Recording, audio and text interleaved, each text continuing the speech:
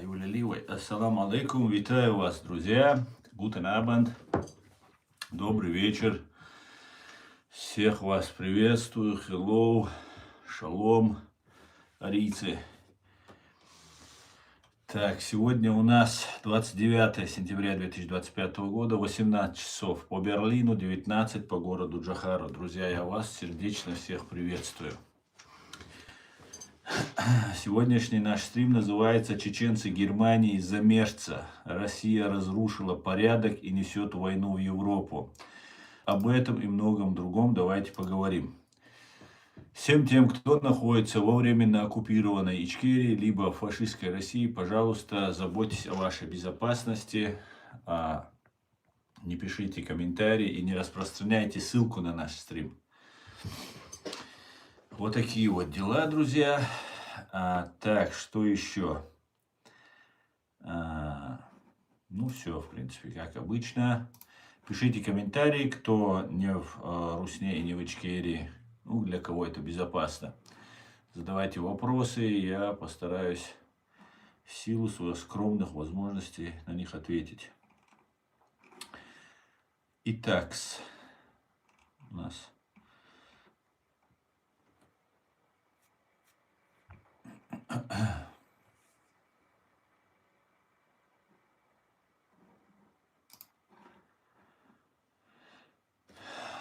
Шалом, Иркин, слава Украине, героям слава, дорогой, героям слава. Ну, давайте начнем с новости из Германии.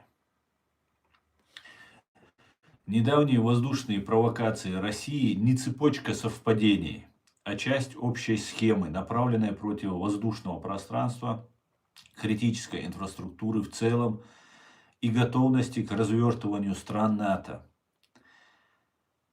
Об этом заявил министр иностранных дел ФРГ на встрече с главами МИД Польши, Франции и Украины в Варшаве. Россия хочет проверить нашу решимость и посеять беспокойство. Это опасно.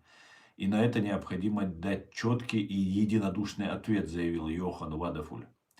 Добавил, что ни одна из стран НАТО не останется в одиночестве перед лицом этих угроз. Глава МИД ФРГ также отметил, что президент России Владимир Путин продолжает идти по пути эскалации войны в Украине, поэтому Киев продолжает получать военную помощь, а санкции против РФ ужесточаются.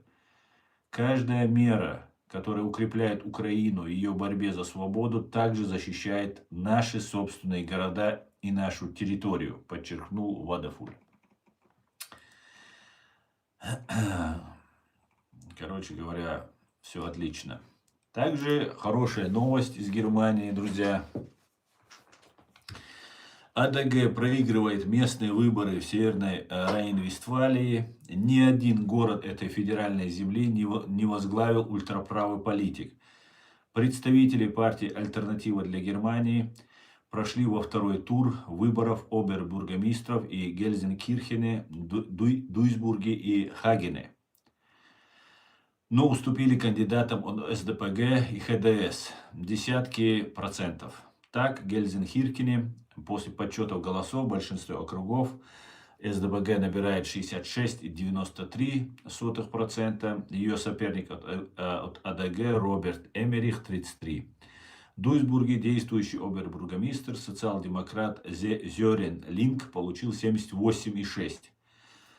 От ультраправых Карстен Гросс 21. В Хагене представитель ХДС Денис Рибайн заручился поддержкой 71%. Ну и так далее. Друзья, разгромный счет. Хотя при всем при этом у АДГ тоже это такая их сторона, где у них очень хорошая поддержка. Тоже неплохие, конечно, результаты, но, слава богу, не прошли. И слава богу, почему? Потому что АФД в свою партию, уже для меня это не секрет, а я мерю все по своему критерию, туда набирает разных агентов ФСБ и других. И теперь для меня это уже очевидно, как бы не требующие абсолютно никакого больше дополнения.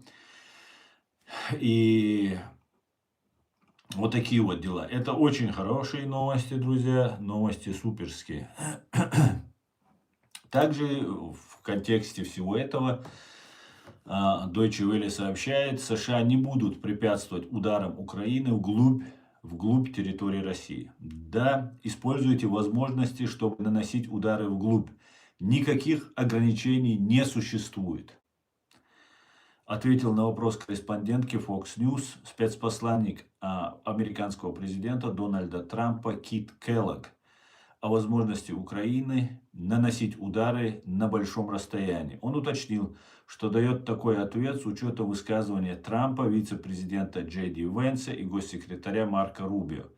Келлог напомнил, что украинский президент Владимир Зеленский на встрече с Трампом попросил о передаче Киеву ракет «Томагавк». Однако, по словам спецпосланника, окончательного решения по этому вопросу еще нет. Дальность полета ракет «Томагавк» достигает 5500 километров, в зависимости от модификации. Для сравнения, ракета «Атакамс», которые США предоставили Украине в 2024 году, могли поражать цель на расстоянии до 300 километров. Понимаете, да, о чем речь? Поэтому Москва будет в каменный век загнана. Каменный век загнана.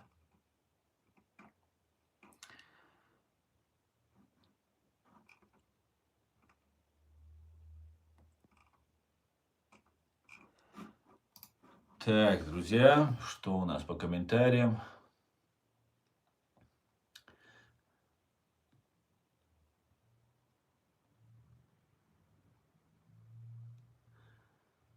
Так.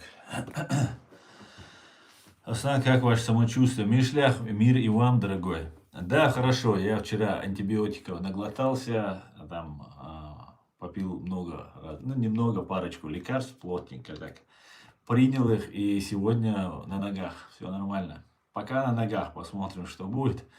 Вроде бы зараза на корню была задавлена. Везде агенты России, они прям захватили мир почти.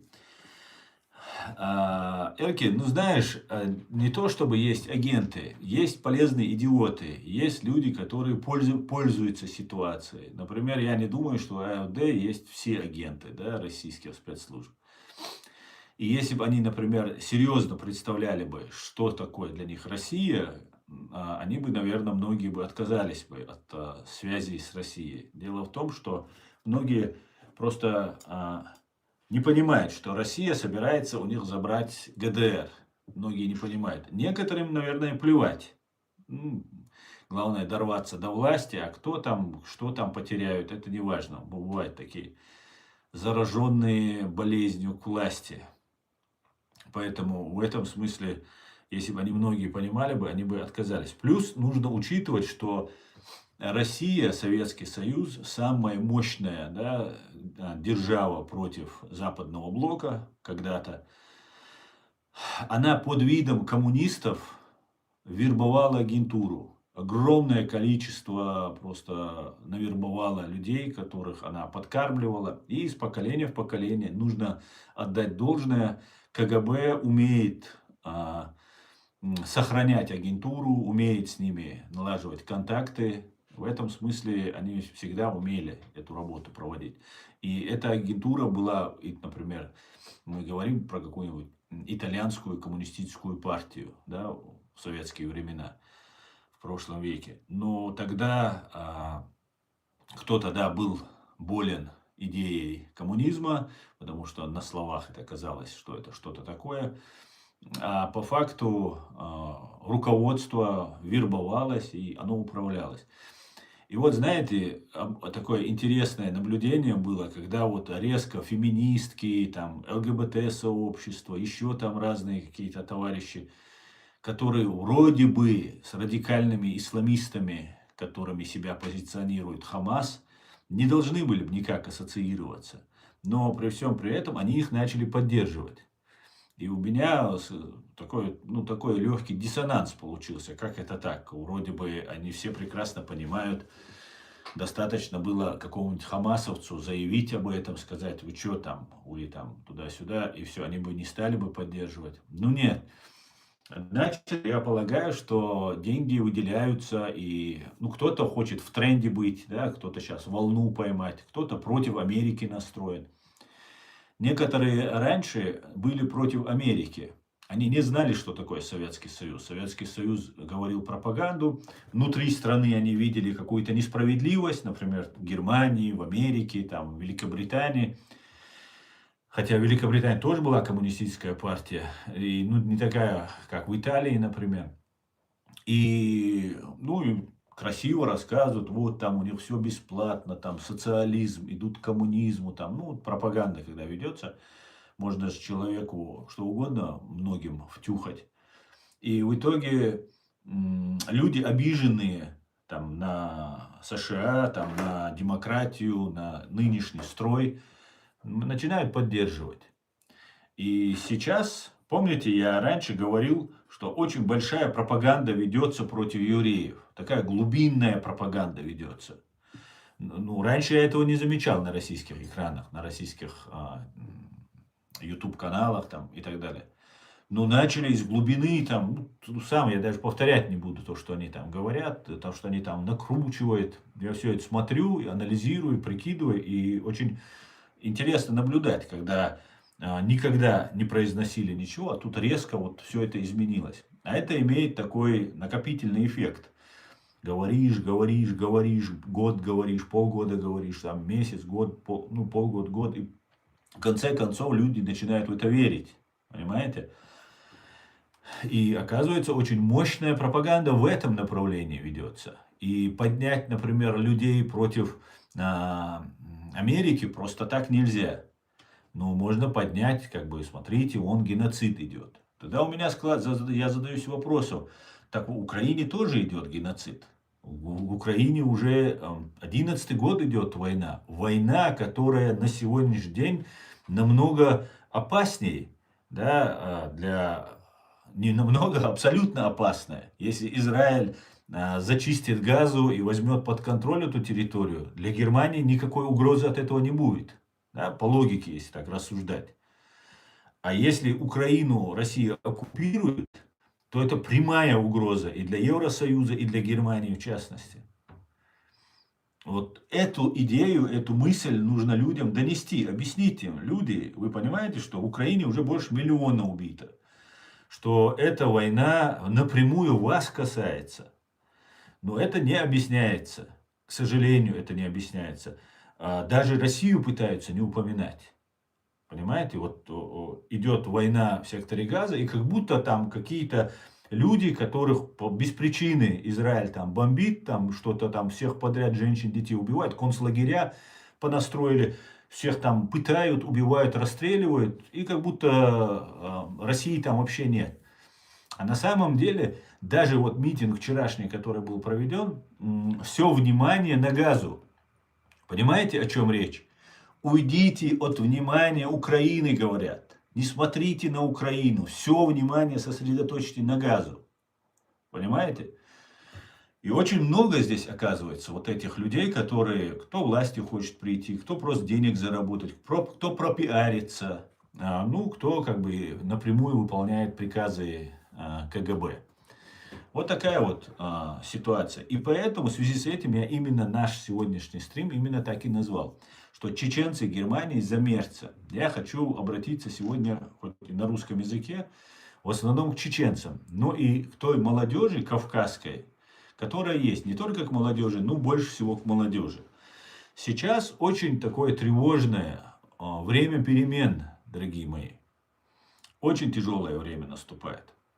И оно может продлиться какое-то время. И сейчас для молодых людей, с одной стороны, это угроза, это вызовы, с другой стороны, это время возможностей. Вы можете идти работать в политику, вы можете идти работать журналистами, вы можете работать в полицию, какие-нибудь государственные органы. И сейчас нам ни в коем случае нельзя поддаваться на ту пропаганду, которую нам Россия навязывает. Как бы этого не хотелось бы, это нужно понимать. Все это делается искусственно. Искусственно это делается. И я призываю всю молодежь, чеченскую и всех других, кто меня услышит.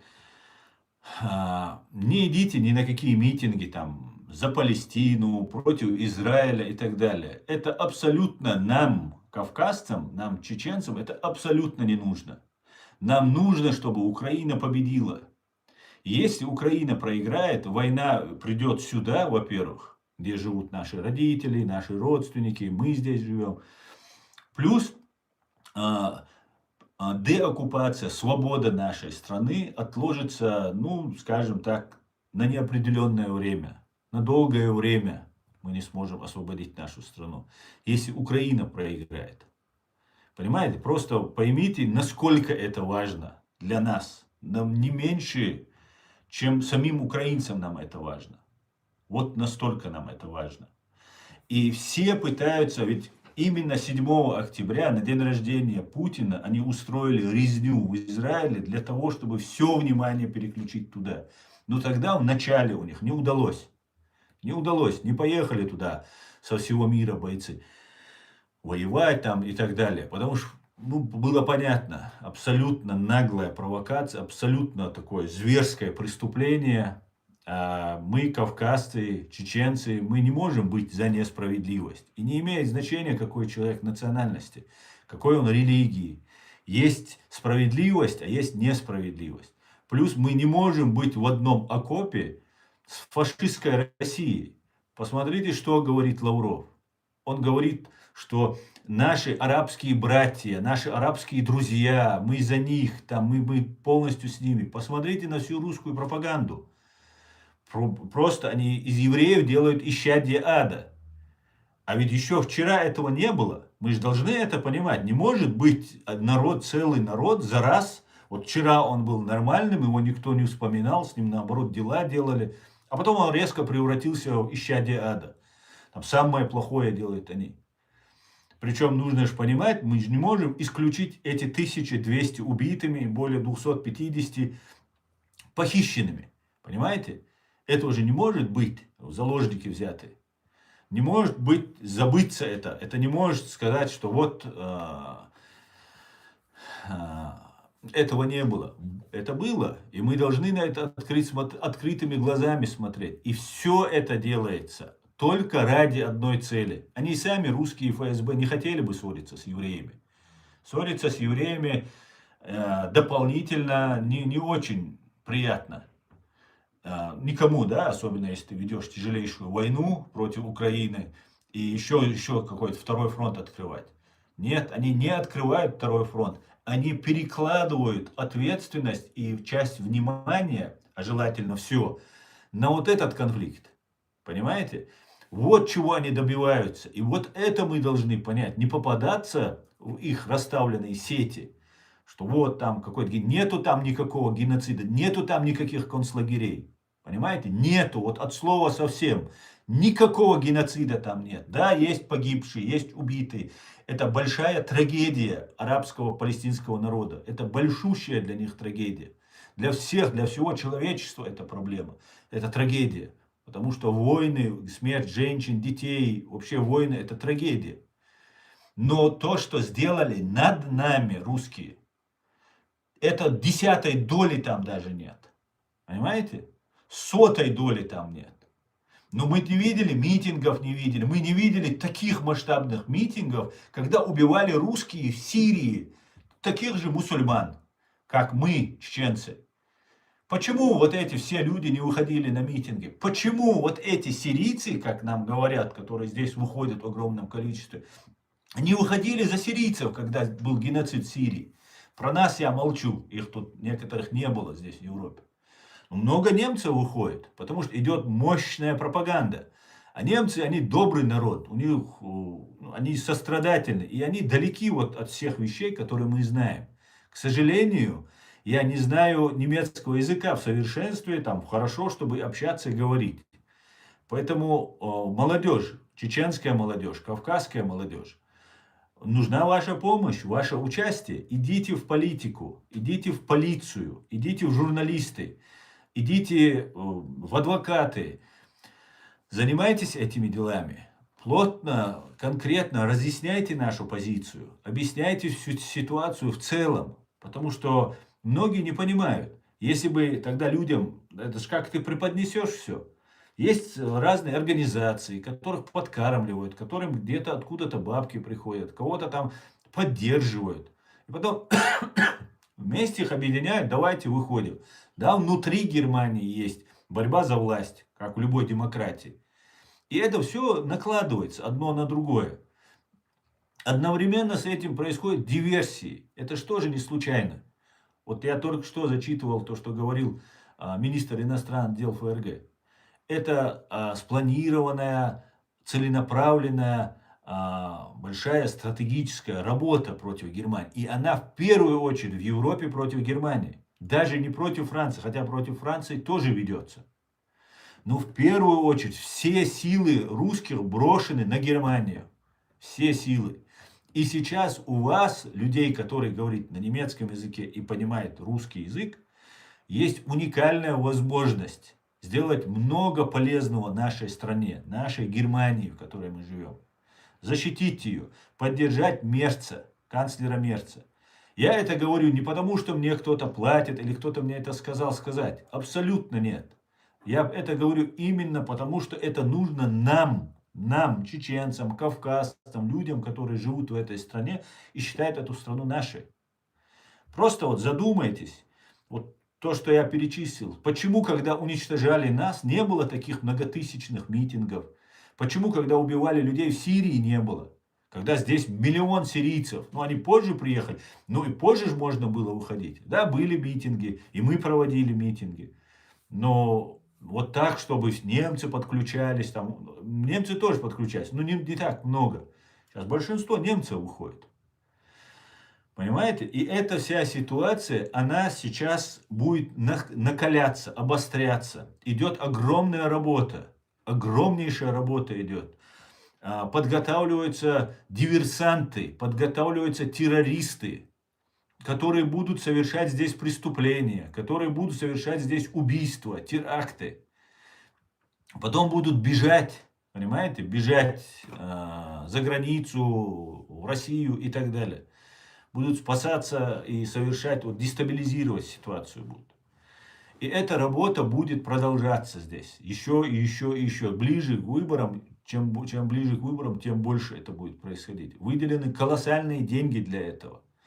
Поэтому не будьте полезными идиотами, которых будут использовать русские спецслужбы. Обратите на это внимание. Я родителей, которые смотрят меня тоже, у кого есть молодые дети, разъясните своим детям дома. Объясните, что это целенаправленная работа. Убийство 1200 евреев, похищение людей и развязывание войны. Зная, куда денется Израиль, ответит, если зайти и совершить вот такой геноцид. Конечно, ответит. И начнется война.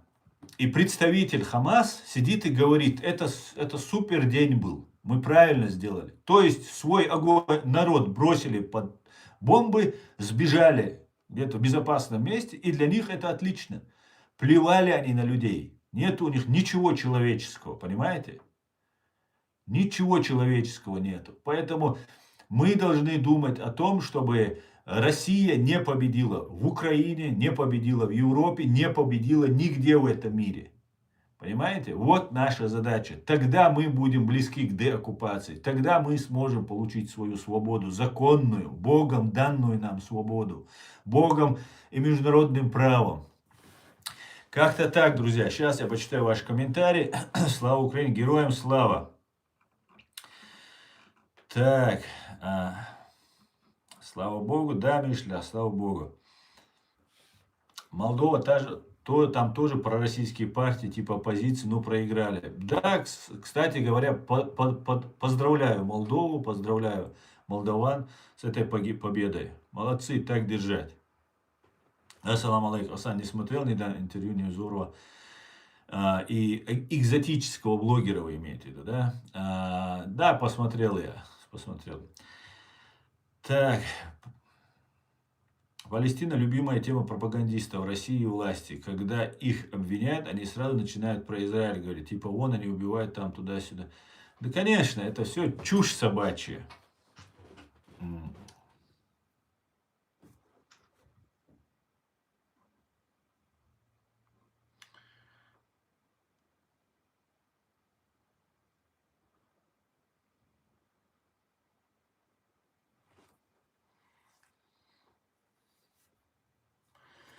Пока мирные страны, Елена Слесаренко, пока мирные страны жили, творили, отдыхали, радовались жизни, Путинская Федерация готовилась к агрессии против всего мира. Абсолютно так, да, именно так. И самое интересное, что этот мир полностью раскрыл двери и впустил вот этих террорюг, бандитов к себе. Представьте себе, просто невероятно. Сами запустили к себе убийц.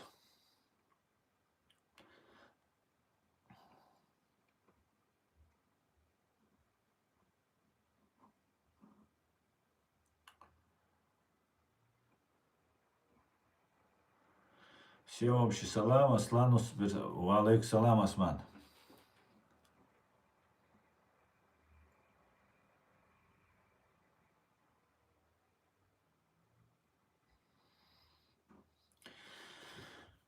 Аслан, в Америке в нескольких городах стрельба была, походу за этим стоят спецслужбы России. Да, расстреляна мормонская церковь, там есть убитый террорист, нападавший, убит. Тоже, да, конечно, это все ужасно. Это все ужасно. Мормоны, они, мне кажется, самые безобидные люди, и против них вот такое совершить. Да, вот раскачивают они ситуацию. Они полностью во всем мире пытаются дестабилизировать обстановку. В Америке им посложнее, видимо, но здесь, в Европе, в Германии, просто их огромное количество. Каждый второй, можно сказать, готов сотрудничать со своим посольством. Как бы они называют себя немцами, но посольство почему-то они любят российское очень сильно. Я полагаю.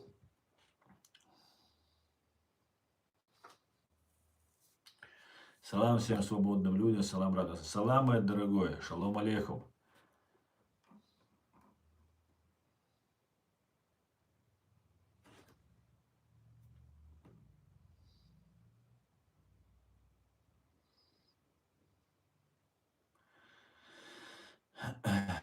По официальным данным Росгосстата, без канализации более трети детских больниц РФ. В Гугле можно проверить. Гугл официально. Срама такого даже в Африке нет. Да, Тарас, абсолютно верно. Россия завоевывает другие территории, захватывает. Ну, пытается, по крайней мере, да. Не очень удачно в последнее время, что мировой пожар революции они пытаются разжечь. Так, но вместо того, чтобы построить просто канализацию, просто чтобы провести даже элементарно газ, свет. Свет-то есть, наверное, но вот остальным проблема.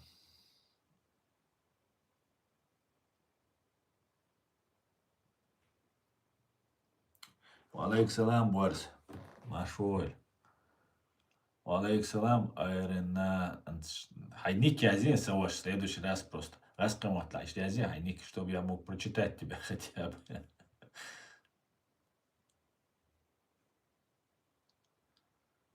Так, что у нас здесь? Сейчас, подождите, друзья, я сейчас сделаю тут одну манипуляцию.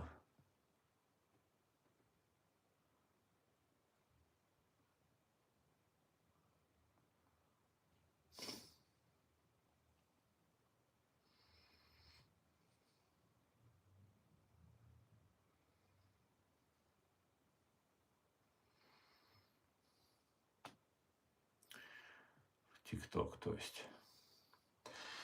Ам Израиль Хай, говорит Голем. Ам Израиль Хай, Голем. Так.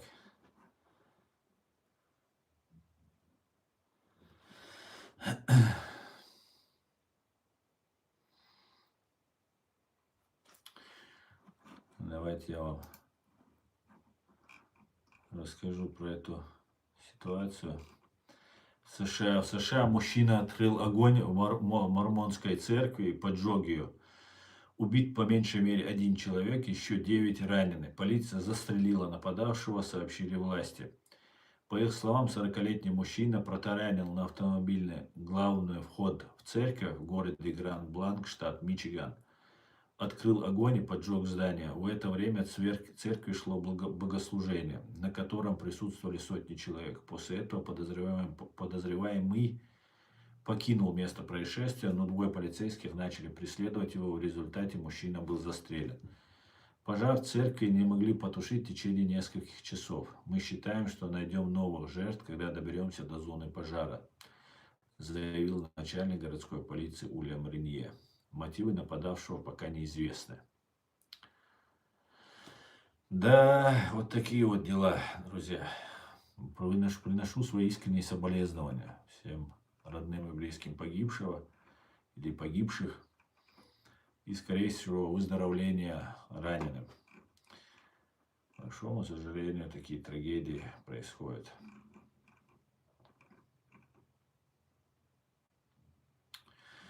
И Россия собирается воевать. В Госдуму РФ внесен проект федерального бюджета с повышением НДС, налог на добавочную стоимость. На фоне роста военных расходов в проекте бюджета на 2026 год и в планах на 2027 и 2028 годы предусмотрено повышение базовой ставки НДС на 2 процентных пункта до 22%. Парламент рассмотрит этот документ предположительно 22 октября, сообщает Интерфакс. По подсчету Министерства финансов, повышение базовой ставки НДС в 2026 году принесет около 1,2 триллиона рублей дополнительных доходов, которые, как заявили в Министерстве, пойдут в первую очередь на финансирование обороны и безопасности.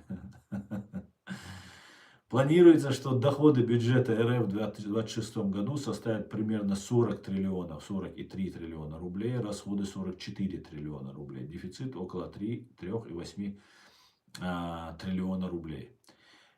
Верхний предел государственного внутреннего долга на 1 января 2027 года установлен на уровне 37,4 триллионов рублей. Внешнего 59,1 триллион евро. Наверное, это ошибка. Или не ошибка. Президент РФ Путин в начале сентября подчеркнул, что доходы бюджета должны расти без увеличения налогового бремени. Однако без повышения налогов российские власти уже не могут покрывать расходы. Смотрите, президент России Путин в начале сентября подчеркнул, что доходы бюджета должны расти без увеличения налогового бремени. И через буквально месяц, вначале он сказал, в конце месяца они повышают. Ну, обычно так и бывает. Когда Путин знает, он сразу с себя ответственность снимает. Это не я, это он какие-то там министры что-то делают. Он же сказал не поднимать. Вот так делается все. Однако без повышения налогов российские власти уже не могут покрывать расходы, резко возросшие из-за войны в Украине, отмечают эксперты. Так, в 2026 году по плану оборонные расходы составят 12,6 триллионов рублей или 28% всех расходов бюджета, не считая расходы на силовиков. Для сравнения, в 2021 году Россия тратила на оборону 3,6 триллиона рублей, не менее 15% расходов бюджета. Кроме того, РФ потеряла 20% нефтегазовых доходов из-за новых санкций США. Кстати, смотрите, выросло почти в 4 раза вырос расход на оборону, оборонные расходы. Но это если учитывать с 2021 года. А в 2021 году они к 2022 году готовились к войне, и так был он завышен. То есть не в 4 раза можно, а все можно в 10 раз на оборону у них выросли расходы. И значит, у кого-то будет уходить, если откуда-то они появляются. Так, мне человек с армянским ником спрашивает, вы откуда? Я в данный момент нахожусь в Германии, а так я с Ичкерии. Давно к там армяне не заходили. Заходите, дорогие. Заходите. 30 литров в одни руки. Продажу бензина ограничили в аннексированном Крыму. С сегодняшнего дня продажа топлива марок АИ-100 и АИ-95 и АИ-92 на заправках сети ТЭС будет ограничена 30 литрами в один автомобиль или одну канистру. То есть, если вы приехали на машине, то сможете заправить машину или канистру. Выбрать, извиняюсь. сообщил 29 сентября назначенный РФ губернатор Севастополя Михаил Развожаев. Он добавил, что эти меры помогут накопить бензин на всех АЭС и вернуться к работе в обычном графике. Между тем, цены на бензин продолжают расти в ряде регионов Сибири. Так, за минувшую неделю топливо подорожало в Забайкальском крае в среднем на 1 рубль. Заметило местное издание «Чита». В Красноярске в сентябре стоимость литра выросла в диапазоне от 30 копеек до 2 рублей. Через 7 месяцев после ограничения экспорта вице-премьер РФ Александр Новак признал дефицит топлива в регионах, констатирует независимая газета. Напоминая, что в начале сентября Новак поручил ряду ведомств проработать идею Российского топливного союза, который предлагает таргетировать рост цен на АЭС не по потребительской инфляции, а по широкому композитному индексу. Эти хитрые слова используют, людей путают просто, да? Разводят как лохов. А может никак, может просто разводят лохов. Вот такие вот вещи интересные.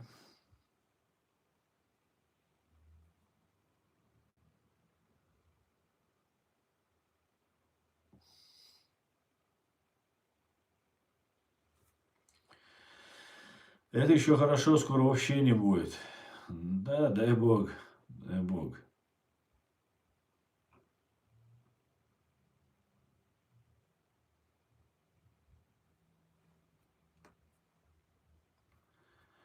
Человек хороший политик, у него жесткие позиции в отношении России.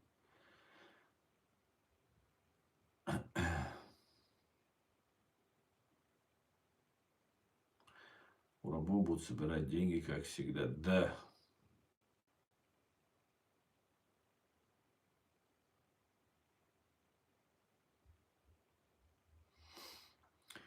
Германия, экономика, и все отлично. Да, и Германия, все отлично. Ну, у нас все нормально. Парадокс. Развал СССР, пенсии и зарплату госбюджетников не превышает пенсии $200, а зарплаты $300. Да, Чарли?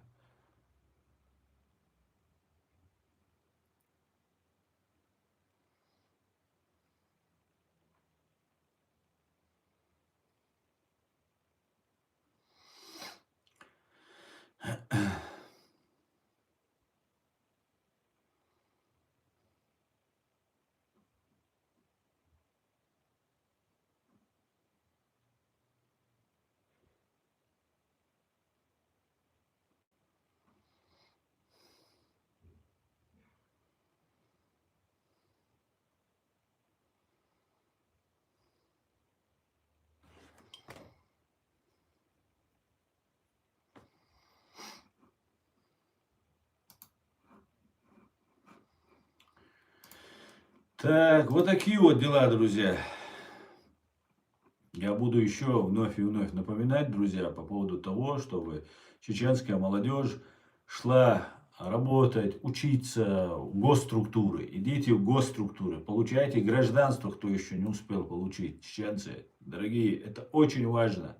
Ваша помощь нужна. У вас есть уникальная возможность сделать карьеру, защищать эту страну и помогать тем самым своему народу, немецкому народу, Украине и приближать быстрее свободу нашего народа.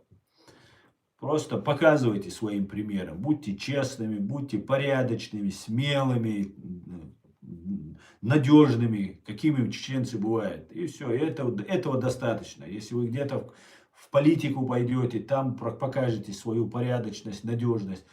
Пойдете куда-нибудь там, в госорганы пойдете, там покажете. Они зовут нас, всех чеченцев, они зовут, приходите к нам, приходите, чеченцы. Я, наверное, отдельно видео запишу или вырежу кусочек из этого. Посмотрим, как получится. И буду об этом дальше и на чеченском говорить. Пожалуйста, молодежь, мальчики, девочки, вы очень нужны. И Германии нужны, и своим семьям нужны, и всем нам нужны. Идите, идите, помогайте. нужны ваши знания языка, нужны то, что русский язык вы знаете, нужно то, что вы понимаете вот эту всю систему, как это работает. Тот, кто не понимает, заходите на наш канал, и мы вам объясним то, что нужно. Задавайте вопросы, мы вам объясним.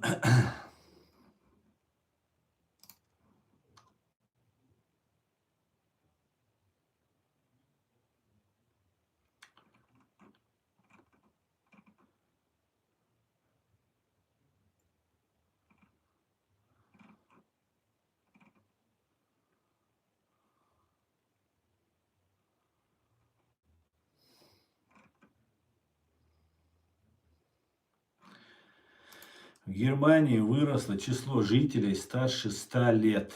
В 2024 году в стране проживает 17 900 человек в этой возрастной группе. Это почти на 25% больше, чем в 2011 году.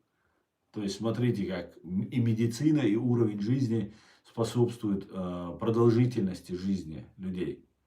То есть на 25%, грубо говоря, за 14-15 лет выросло людей, которые живут больше 100 лет уже.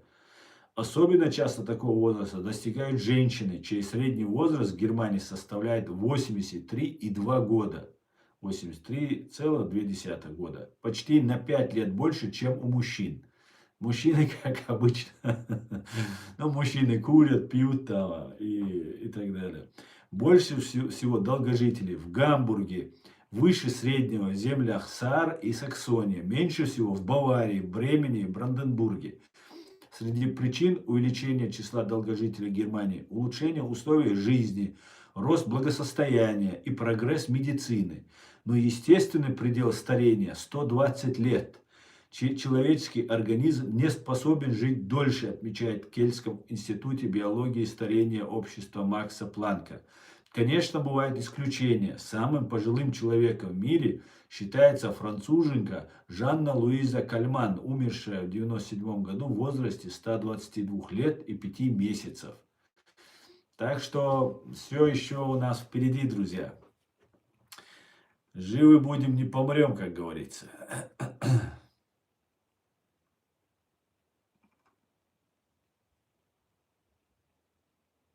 В Баварии пьют много пива. Пиво, как в Гамбурге, наверное, нигде не пьют. Но долгожители, причем и женщины пьют. Но знаете, женщины здесь особо пиво не пьют, здесь вино женщины предпочитают, там бокал выпить. Может, это способствует.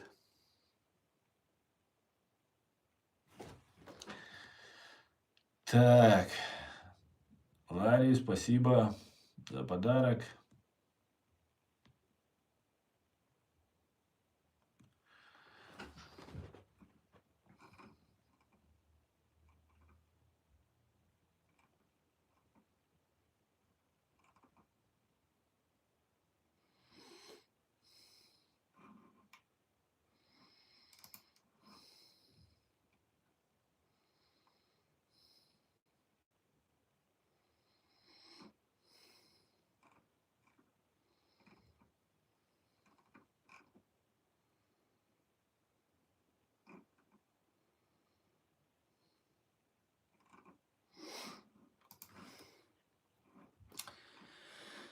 Слава Ичкерии, героям слава.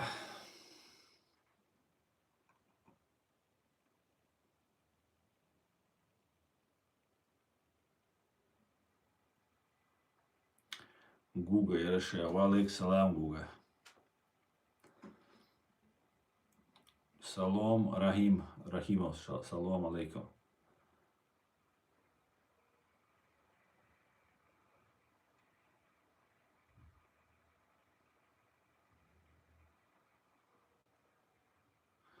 Знаешь, такое ощущение, что рейтинг Зеленского растет.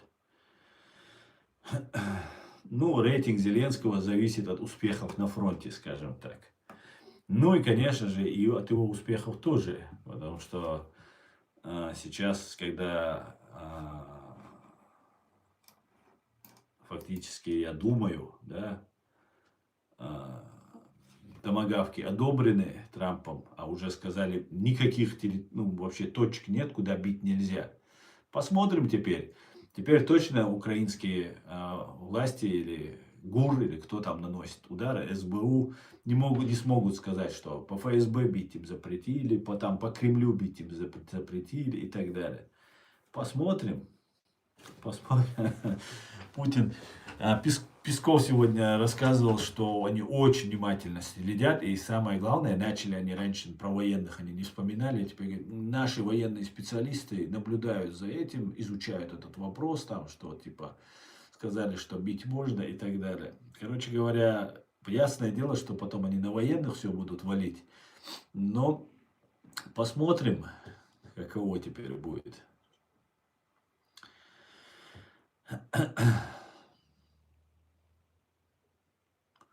В Америке израильский блогер конкретно спросил Схабида, агента Кремля, за ложь геноцида в Палестине. Да, не видел. Не, я не понимаю, зачем эти люди там находятся. Я не понимаю, может какая-то игра, наверное, какие-то. Сейчас смотрю, какие-то американские спортсмены приехали в Россию, и они там вместе тренируются, там что-то у них, какие-то у них там шоу они там устраивают, в одном доме живут там и так далее. И, просто... Для меня это непонятно, зачем это делается. Может, какая-то там игра идет. А так, если ты высказался, например, все, иди, давай, езжай свою. Зачем туда? На здоровье. Спасибо, Ларри, спасибо. Николас Кейдж, есть деньги вообще? Денег нет, но вы держитесь, юзер. Денег нет, но держи. Деньги это зло, Никола, это юзер. Не обращай внимания. Живи без денег счастливо, понимаешь? Все отлично, да. Наслаждайся. Друзья, вы сколько видите сейчас у меня в ТикТок, сколько меня сейчас смотрят? Можете сказать? Напишите цифру. Кто сейчас видит, какая там цифра у нас? Сколько у нас людей смотрят? 14 человек. Окей. А вот то, что 260 или 280 рядом цифра, это что за цифра? Что это за цифра?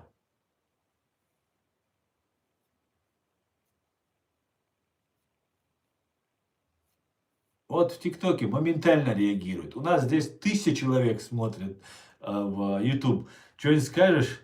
Не видно вам, да? У меня показывает 284 какая-то цифра. Сейчас 20, да, сейчас 20 вижу. И показывает, что 280 какой-то там взрыв, там что-то какая-то там, я что-то нажал, и показывает, что 200 сейчас 87 показывает. Ну да ладно, пойдемте дальше. Нет, здесь сейчас в YouTube в данный момент смотрит 193. Троллятина сегодня не активна особо. Да, сейчас до 30. Сейчас до 30 поднялось. Сейчас, одну секунду.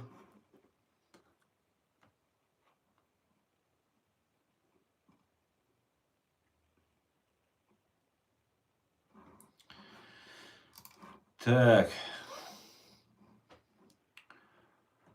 Кстати говоря, израильский блогер мне тоже тут писал и так и не вышел со мной на связь.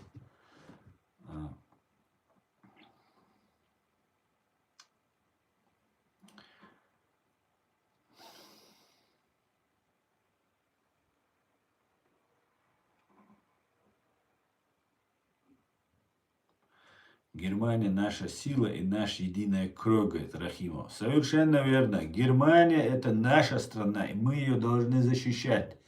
Все, кто сюда приехал, они обязаны Германию защищать. Вот сейчас 321 показывает в ТикТок и 44 так показывает. Я не могу понять, в чем дело. Почему нет денег? Денег нет. Нет, не платят. А ты думал, мне платят, что ли? Если на стриме не срать, что просмотры не очень. Ну да. Людям нужны сплетни,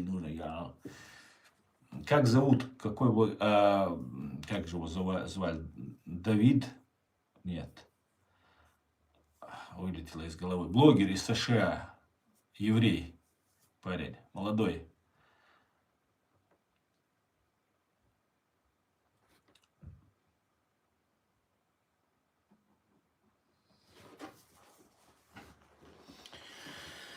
Так.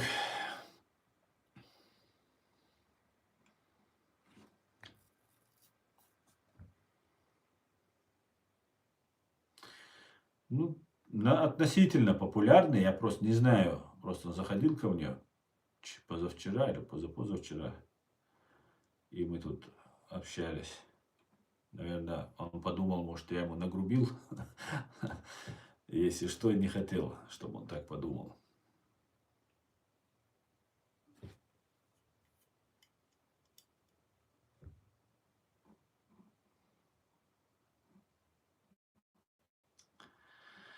Олег Чуприн, свободу Чечне. Мы помним, сколько Раша убило детей Чечни, десятки тысяч. Да, 42 тысячи убиты, всего более 250 тысяч наших граждан. Из них 42 тысячи детей. Да, абсолютно так. И никаких митингов, никаких... Ну, были, конечно, митинги были, нужно признавать. В Европе были митинги и все, но на этом все и осталось.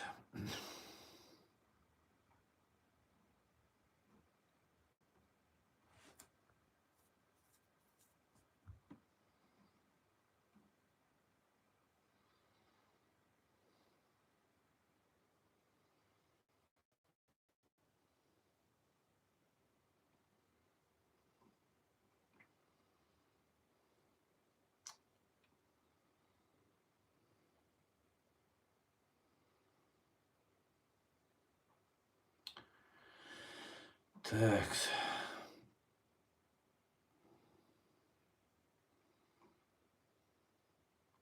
Всем ассаламу алейкум из Баку. Ва алейкум салам, святолог. Баку, приветствую.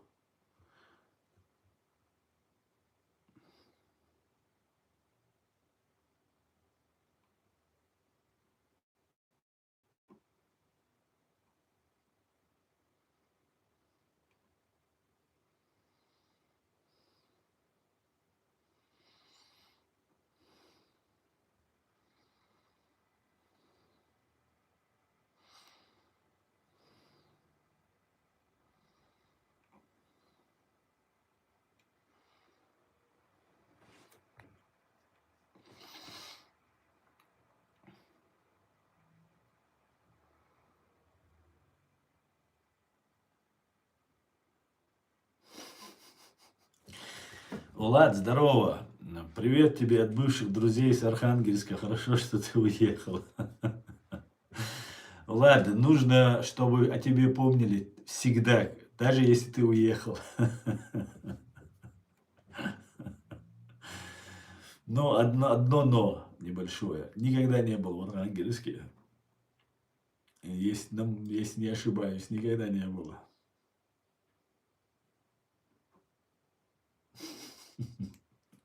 Хорошо, что ты уехал. Так, Монетка, привитаю тебя. ТикТок может быстрее трансляцию. У меня YouTube, ноутбук есть отставание на одном устройстве раньше, и на втором задержка намного. Ясно. Азизу, алейк салам. Брат, почему кавказцы идут воевать за тех, кто их поработил? Я не знаю, Абубакар. Я именно поэтому здесь и сижу, потому что настолько удивлен, и вот объясняю, что не нужно идти. Ну, нас намного больше, чем те, кто идут. Те, кто не идут. Многих насильно гонят, обманом гонят и так далее.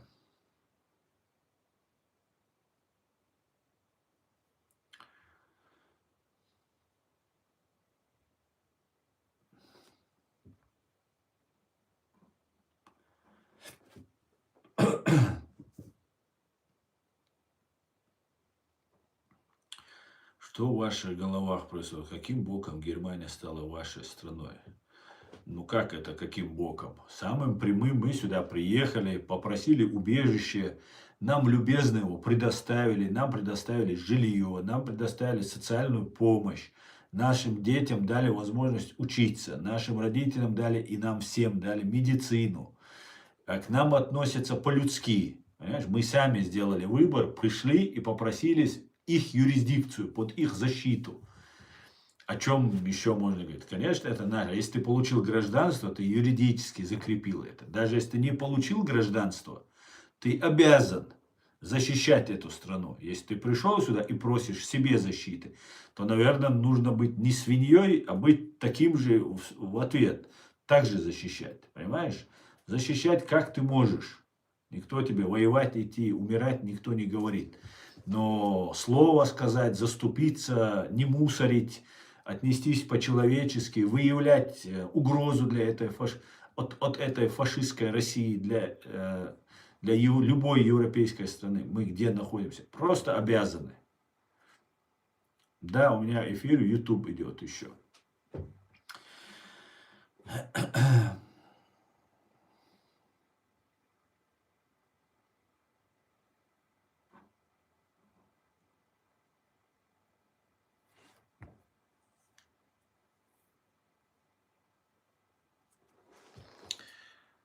Такс. 436, 438 у нас показывает. Почему только вы говорите 38? И рядом какая-то цифра. Так, германцы относятся к кавказской расе, а россиянцы относятся к расе памирской. Ну, раса не имеет никакого значения, но и факт есть факт. Нет никаких кадыровцев, есть россияне, сотрудники России. Чарли, абсолютно именно так.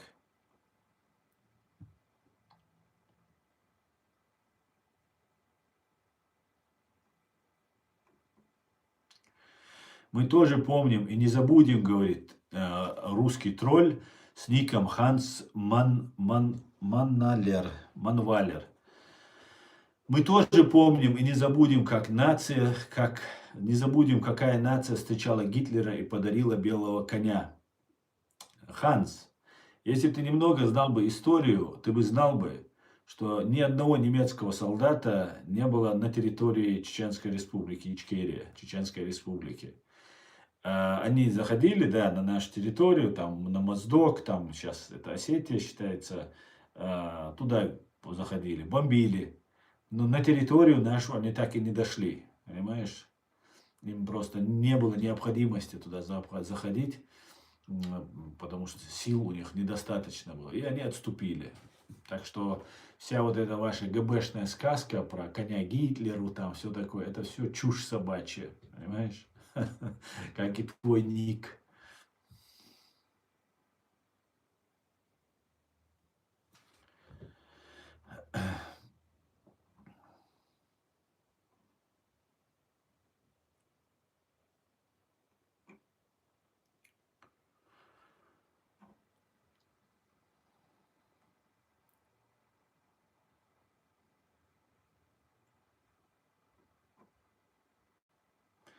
Во Львове есть улица Джохара Дудаева. Это здорово. Да, есть, товарищ Маузер. Совершенно верно.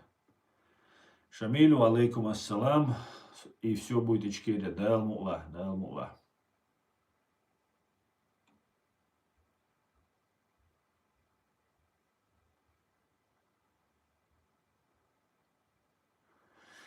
Что, ракета Америка дала томагавк? Да, я думаю, дала. Дала. Пока об этом сейчас они не говорят, но скоро мы узнаем, когда полетят на Кремль, там, на Лубянку полетят томагавки. Невероятно просто, да? Ждем. Посмотрим, как гибня будет бегать, в метро прятаться. Так, а что за... И это заслуга Чечни? Что ты имеешь в виду, Мирон, заслуга Чечни?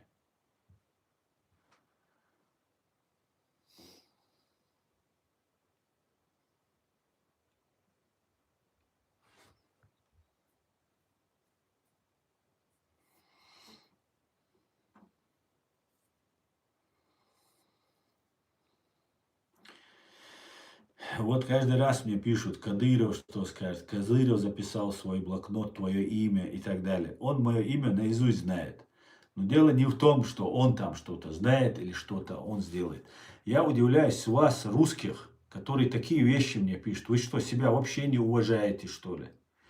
Вы убили более 250 тысяч наших граждан, оккупировали всю нашу страну. Фактически вы захватили, завоевали территорию.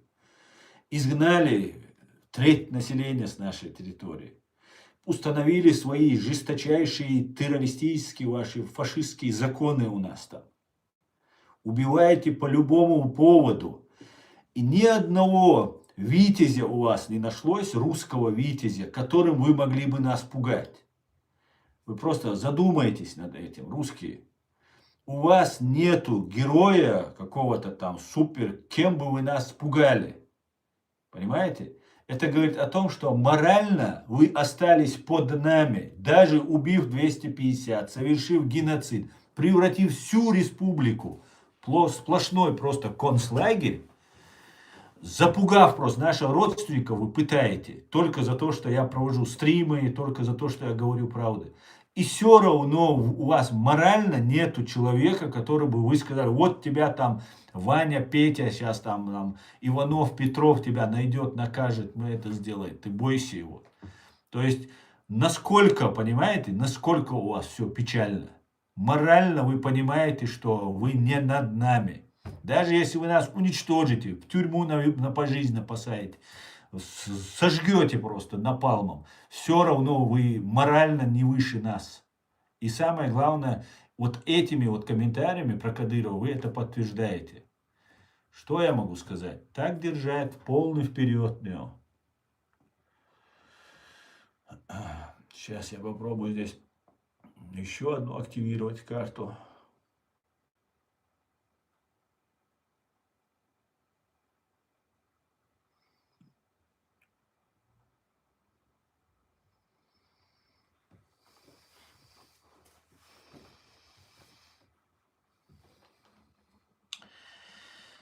Так.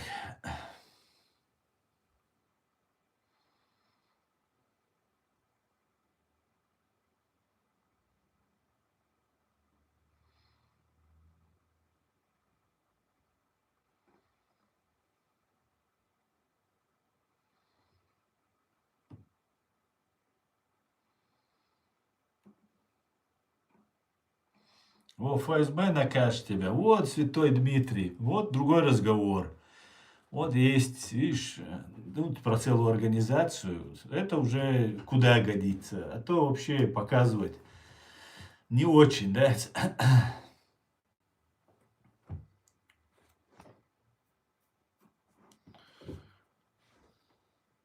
У русских есть герой Коба Сталин. Ну, даже он кавказец, грузин. Да-да. Гаджубей.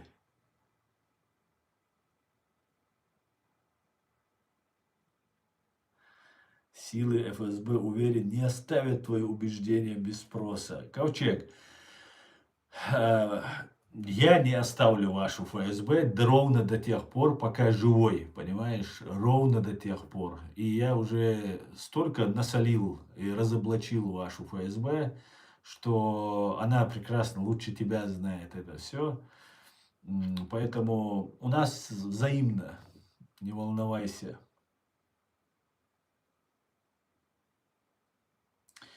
Брат, салам алейкум, азербайджанство. Ва алейкум ассалам, Руслан. Азербайджан, Алга, приветствую вас, азербайджанцы, дорогие братья.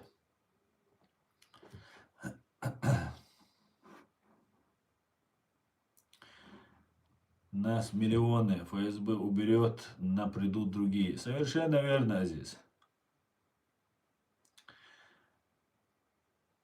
Чеченцы очень хороший народ. Да, Светлана, спасибо. Слава Украине, Светлана.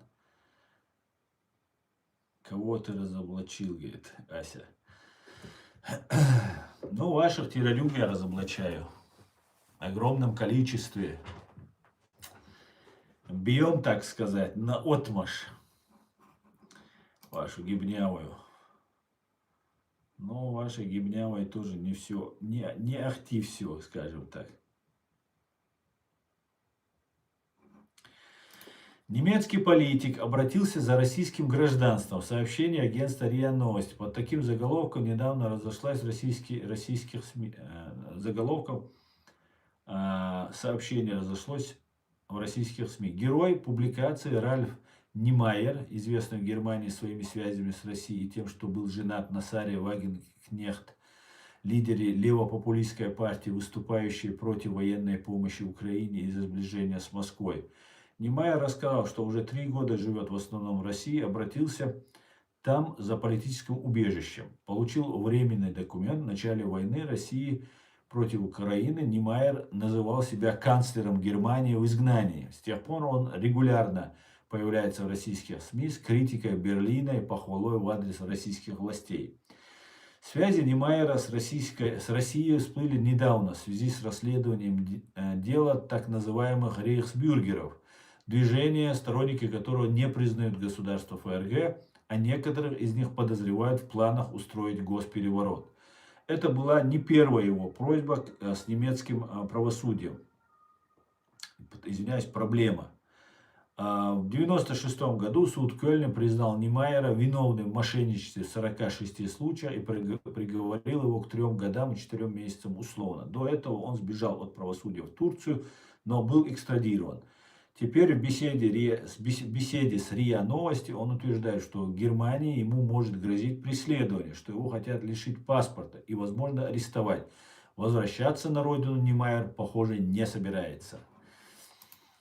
Вот такие вот они. И все связаны с Русней, оказывается. Вот это Вагенкнехт, и эти каких, и АФДшники.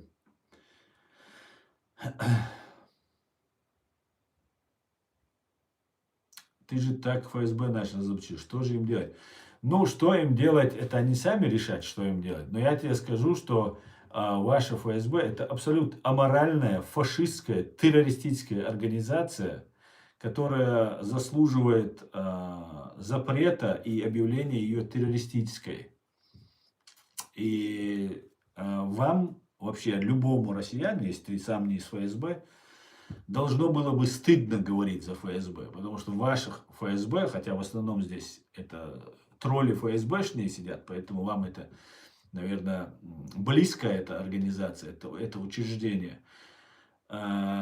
После того, как в 1999 году ФСБ взорвала свои дома, чтобы обвинить в этом нас и совершить против нас агрессию, и все в России это знают, а сейчас, 24 августа 2025 года, в День независимости Украины, перед началом школьного сезона, конца школьных каникул и начала школьного учебного года, Алексей Титов, полковник или подполковник ФСБ, при закладке взрывного устройства самодельного в центральном детском магазине самоподорвался. Русские, они ваших детей взрывают. Они вас вообще ни во что не ставят. Понимаете? Это я к нормальным, не к агентам, стукачам ФСБшным, не к самим ФСБшникам, к нормальным русским обращаюсь. Даже если вы имперцы, которых я не считаю людьми, с которыми я бы хотел бы что-либо иметь. Но в любом случае задумайтесь просто, подумайте. Это все везде подтирается, вот этот случай. У этого ФСБшника обе руки или обе ноги оторвало. Только он один пострадал. Ну, там еще были ранения, но это, видимо, незначительные, потому что не приводится больше ничего. Видимо, только он один там пострадал. Либо погиб, либо еще живой где-то там находится. И у него нашли работница центрального детского магазина на Лубянской площади, самого главного детского магазина в Москве, да и в России. Говорила, что у него был кнопочный телефон разобранный. Именно такой телефон используется для того, чтобы сделать детонатор, для того, чтобы подавать сигнал и в нужный момент взорвать, позвонить туда и взорвать ее. Понимаете? О чем вы говорите? Ваша ФСБ самая террористическая, самая ублюдочная организация, самое ублюдочное учреждение, которое есть. Позорники. Если ты утверждаешь, что ФСБ подрывала дома, то подтверди, пожалуйста. В смысле тебе подтвердить? Когда в Рязани задержали Алексей Картофельников, житель дома по улице Новоселова, 13, 14/16 возвращался домой и увидел, как двое мужчин и одна женщина заносят мешки в подвал, позвонил в полицию, приехала полиция, те уже уехали, достали мешки оттуда, эвакуировали весь дом, всю ночь провели в соседней школе жители этого дома. В Рязани, это не Грозный, не Катыр-Юрт, это ваш родной Рязань. Насколько же вы должны быть просто аморальными, если ваших, завтра же вас взорвут, вас уничтожит, ваша же эта власть. Она вас ни во что не ставит. Понимаете? И тогда задержали, потом возбудили дело по статье 205 «Терроризм». И после этого в ваш эфир поступила жалоба, разжигали ненависти. Вот они для этого и поступают жалобы. Я абсолютно ненависть не проявляю ни к русскому народу, ни к кому. Я говорю про те преступления, которые совершает террористическая банда ФСБ. Все, никакой ненависти, я отношусь ко всем очень хорошо. Я просто рассказываю, что спецслужба, обязанная по Конституции защищать российских граждан, их в 99 году не только дома взрывала, еще метро, троллейбусы, автобусы, где только ваша ФСБ не отметилась, под своим флагом. Она обычно не делает, ну, там, под чужим флагом, что чеченцы, там, террористы, исламисты, каратисты и так далее. И когда ФСБшников задержали, 22-го, 21-го они на ночь закладывали, 22-го троих ФСБшников, двух мужчин и одну женщину, задержали. Вышел Патрушев и сказал: это были учения, там был сахар. Все. Дело местное, ФСБ рязанское не знает, что идут учения. Милиция не знает, что идут учения. Никто не знает, что идут учения. Министр внутренних дел Рушайло, который докладывает, что задержаны, что предотвращен теракт, задержаны террористы и так далее, он тоже не знает, что это учение. А Патрушев, оказывается, втихаря проводит это учение. Директор ФСБ на тот момент. Это тебе доказательство?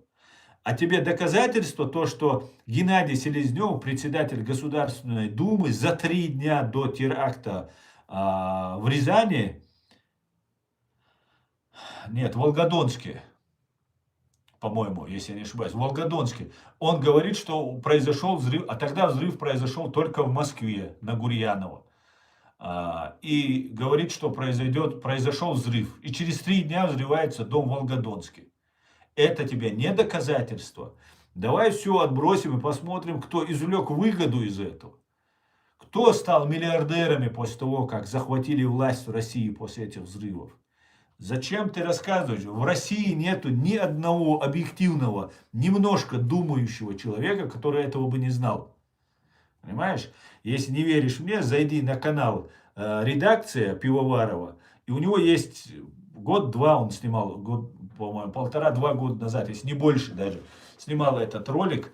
И почитай комментарии. Там, если не десятки тысяч комментариев, и все россияне, все знают, кто взрывал. Там такие дискуссии, такие баталии идут на эту тему. Просто и сам фильм интересный, и, в принципе, я тебе вкратце пересказал. Достаточно тебе доказательств?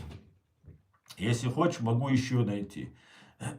И таких в Бостоне взрывали теракт. Тамерлан Царнаев был полностью оболванен пропагандой и направлен на то, чтобы взорвать в Бостоне теракт. Сделала ФСБ. Я это утверждаю, прямо я это утверждаю. За этим соорганизатором этого теракта стоит бывший глава Дагестана Абдулатипов, тоже агент ФСБ, или может быть офицер действующий, не знаю.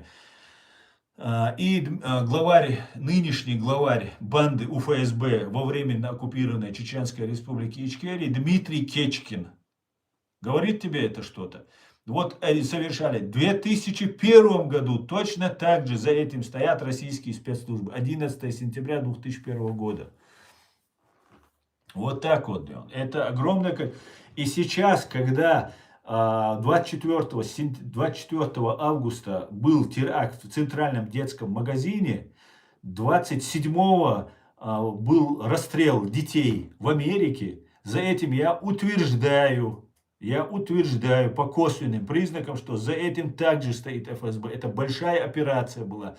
Я ее озвучил. и она немножко притихла, на мой взгляд. Потом был убит Андрей Порубия, и убийство в Миннеаполисе детей, расстрел детей смертником, который там расстрелял, потом покончил жизнь, расстрелял детей, покончил жизнь самоубийством.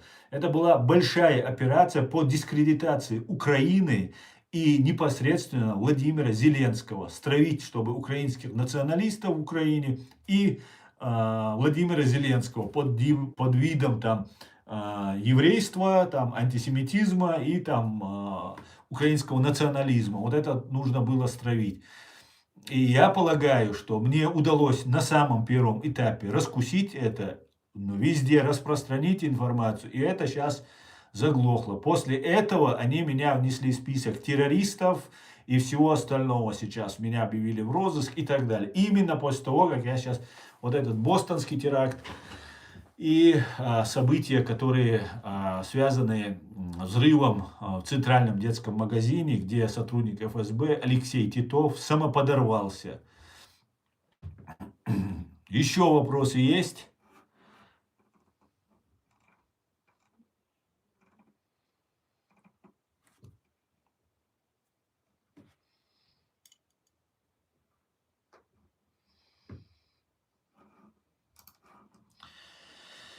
Так.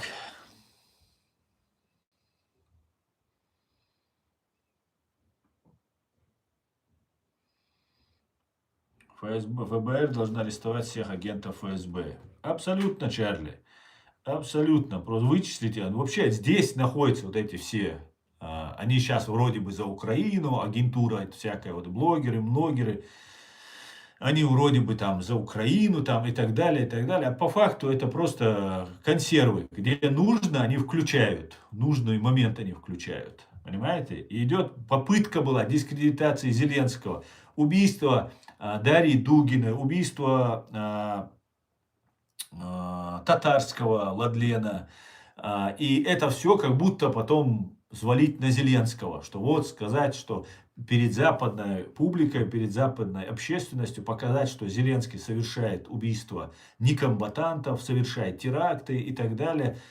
И вот эти вещи, я об этом писал уже много, больше не буду повторяться. Так что я заслуженно попал в список разыскиваемых, да, ваше ФСБ знает ли он, что мы здесь не просто сидим.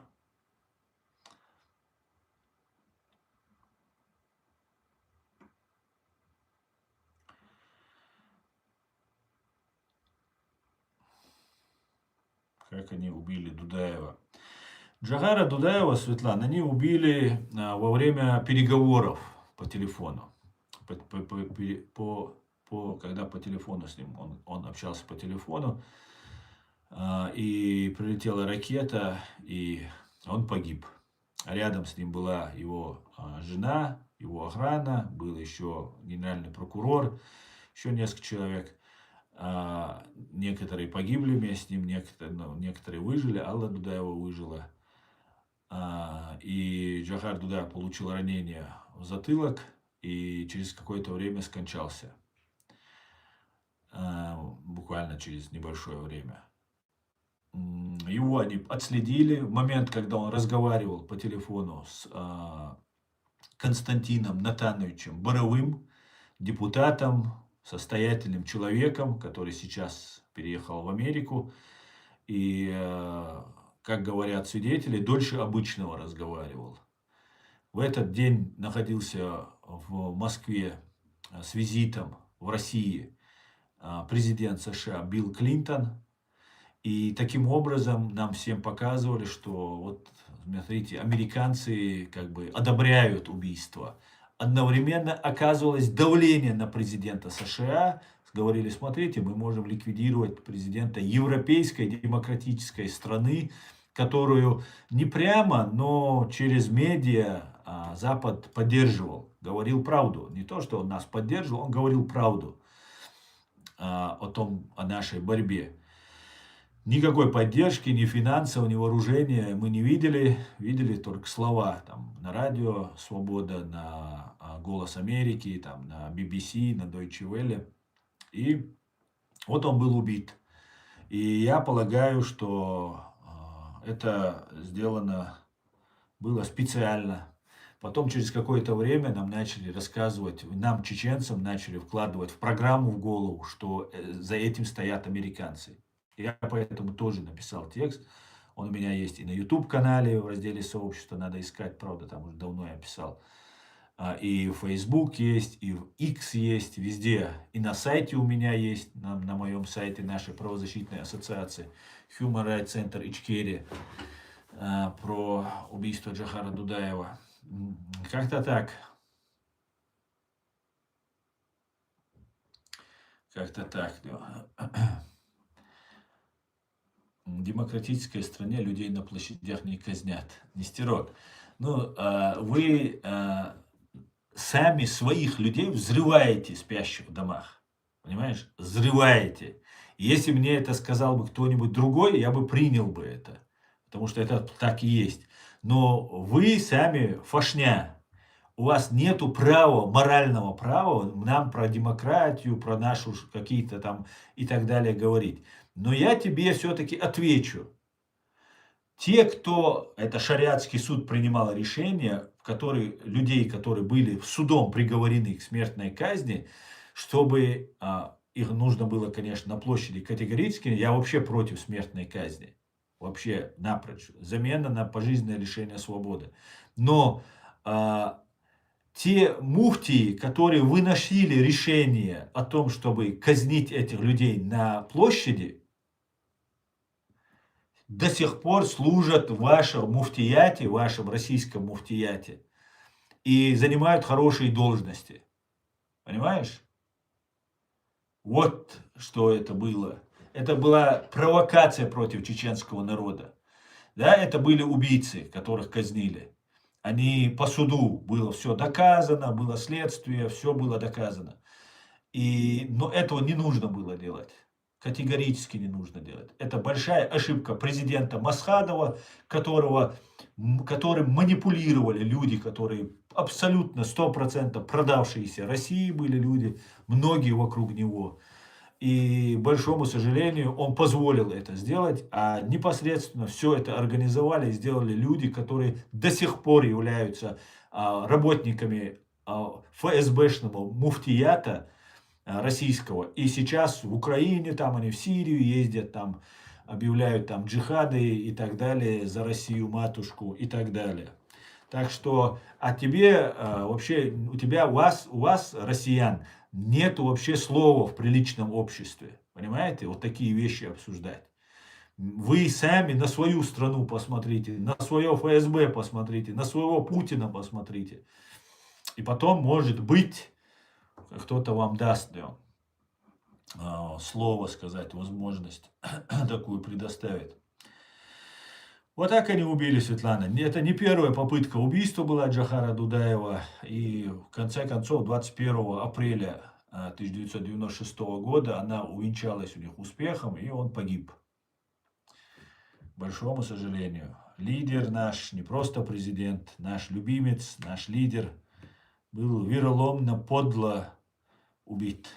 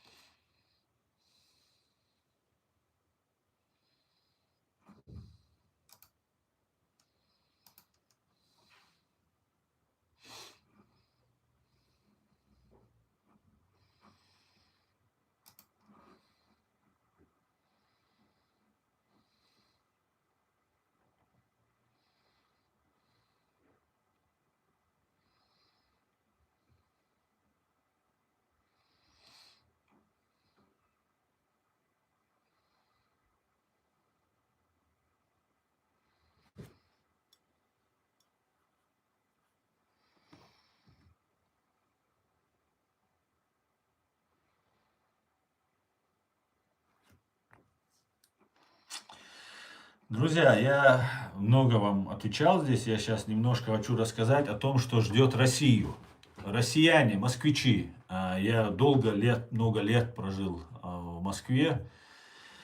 Москву знаю, наверное, лучше Гамбурга или же города бывшего Грозного. И знаю, там живут неплохие люди, некоторые. И хочу вас предупредить, друзья. По Москве будут наноситься мощнейшие удары из томагавков, и дронов, и других летательных аппаратов. Вы заранее должны быть готовы, что будет полный блэкаут, полностью отключение электричества. Запасайтесь батарейками, запасайтесь аккумуляторами, запасайтесь дизелем, бензином. Я простым гражданам это напоминаю. Ищите бомбоубежища. Украинцы не бьют обычно по мирным домам, как это делают русские и их друзья, арабы и иранцы. Но иногда бывает, когда летит ракета, ее ПВО сбивает, и она может упасть на жилой дом. Поэтому лучше прятаться в бомбоубежище на всякий случай. Также понимаете, что все административные здания, военные здания, какие-нибудь там военные базы, они являются законными целями, которые будут уничтожаться. Москва будет погружена, полностью будет лишен свет, вода, соответственно, не будет электричества, не будет воды. Будут проблемы к зиме, огромные проблемы будут. Так что я хочу предупредить москвичей, чтобы вы были готовы к этим всем событиям. И самое главное, держитесь подальше от вот этих военных баз, от административных зданий, от зданий террористической банды ФСБ, подальше от Кремля тоже держитесь. Я надеюсь, его сотрут вообще в щебень. Ну, вот такая вот ситуация намечается. Осень и зима по прогнозу гидромедцентра ожидается горячей в политическом и военном смысле. И, к сожалению, холодной, как обычно она бывает на России. Поэтому закупайтесь теплую китайскую одежду, носки потолще.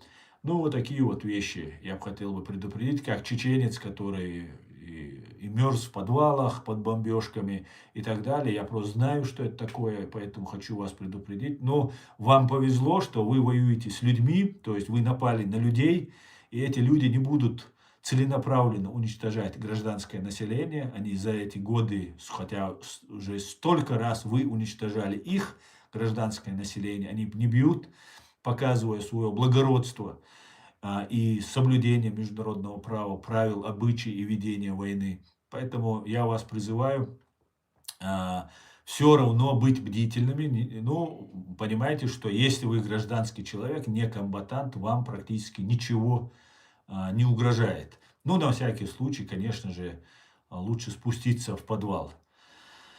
А так запасайтесь батарейками, буржуйками, дровами, углем, да, у кого дачи есть, там побольше завозите. Так что все будет очень весело, друзья, очень весело будет. За все нужно платить, друзья. И за вашу, знаете, в праве есть такое понятие, как преступное действие, так и преступное бездействие. Так ваше преступное бездействие довело, ну, вот до этой ситуации. Россияне, вы могли 1000 раз исправить эту ситуацию, 1000 раз могли не доводить ее.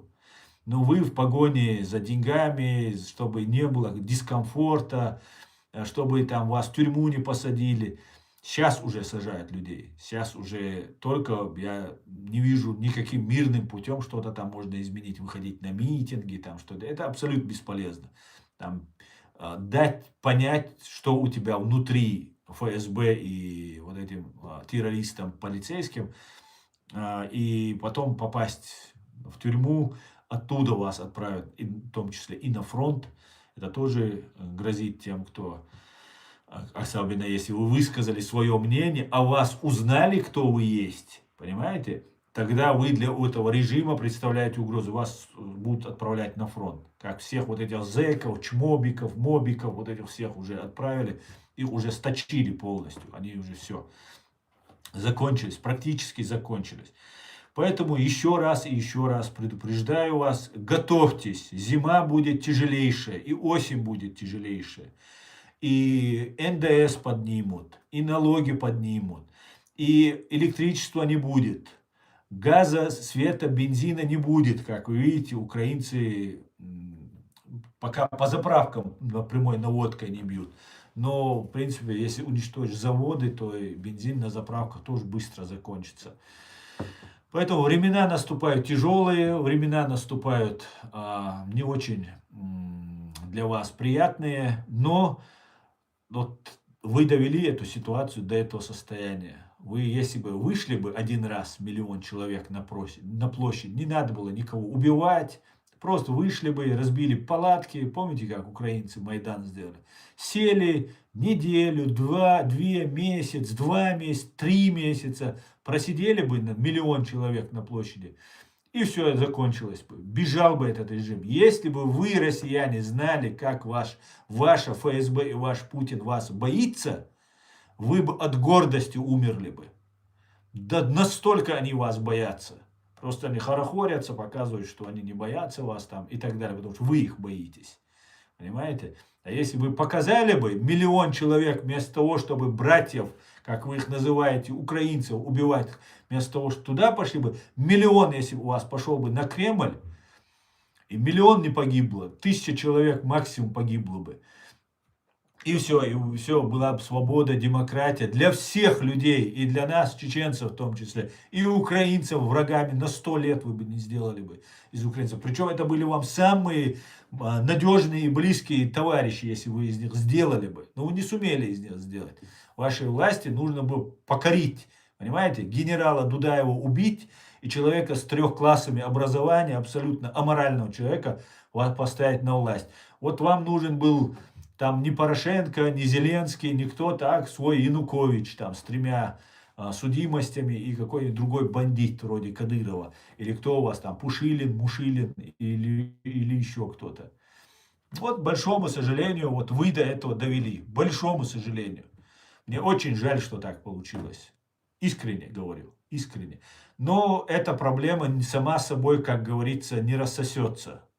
Это будет, знаете, долго-долго-долго еще длится, и вам придется и эту осень зимой пережить в холоде, в голоде, а дальше будет и холод. Помните, как вы давили продукты, вместо того, чтобы раздать просто детские дома раздать.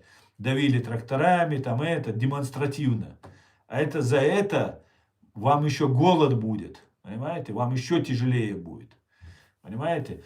Нефть, газ, ничего не закупаться у вас не будет доходов, не будет ваш уран никто покупать, ничего. Мужчины ваши гибнут, половина инвалиды оттуда возвращаются, без рук, без ног, без этого абсолютной обузы и для экономики, и для семьи. Ну, катастрофа просто. Причем самые здоровые мужики, мужчины, которые семьи должны создавать, которые обеспечивать семьи должны, они гибнут. Да, Украина, к сожалению, тоже гибнут. Лучшие из лучших гибнут. Но такая вот ситуация. Поэтому вот такая вот ситуация. Так. Давайте.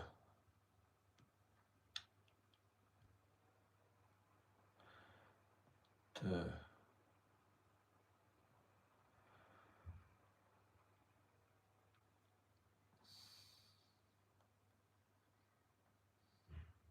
Предупредил братьев, чтобы домой бежали.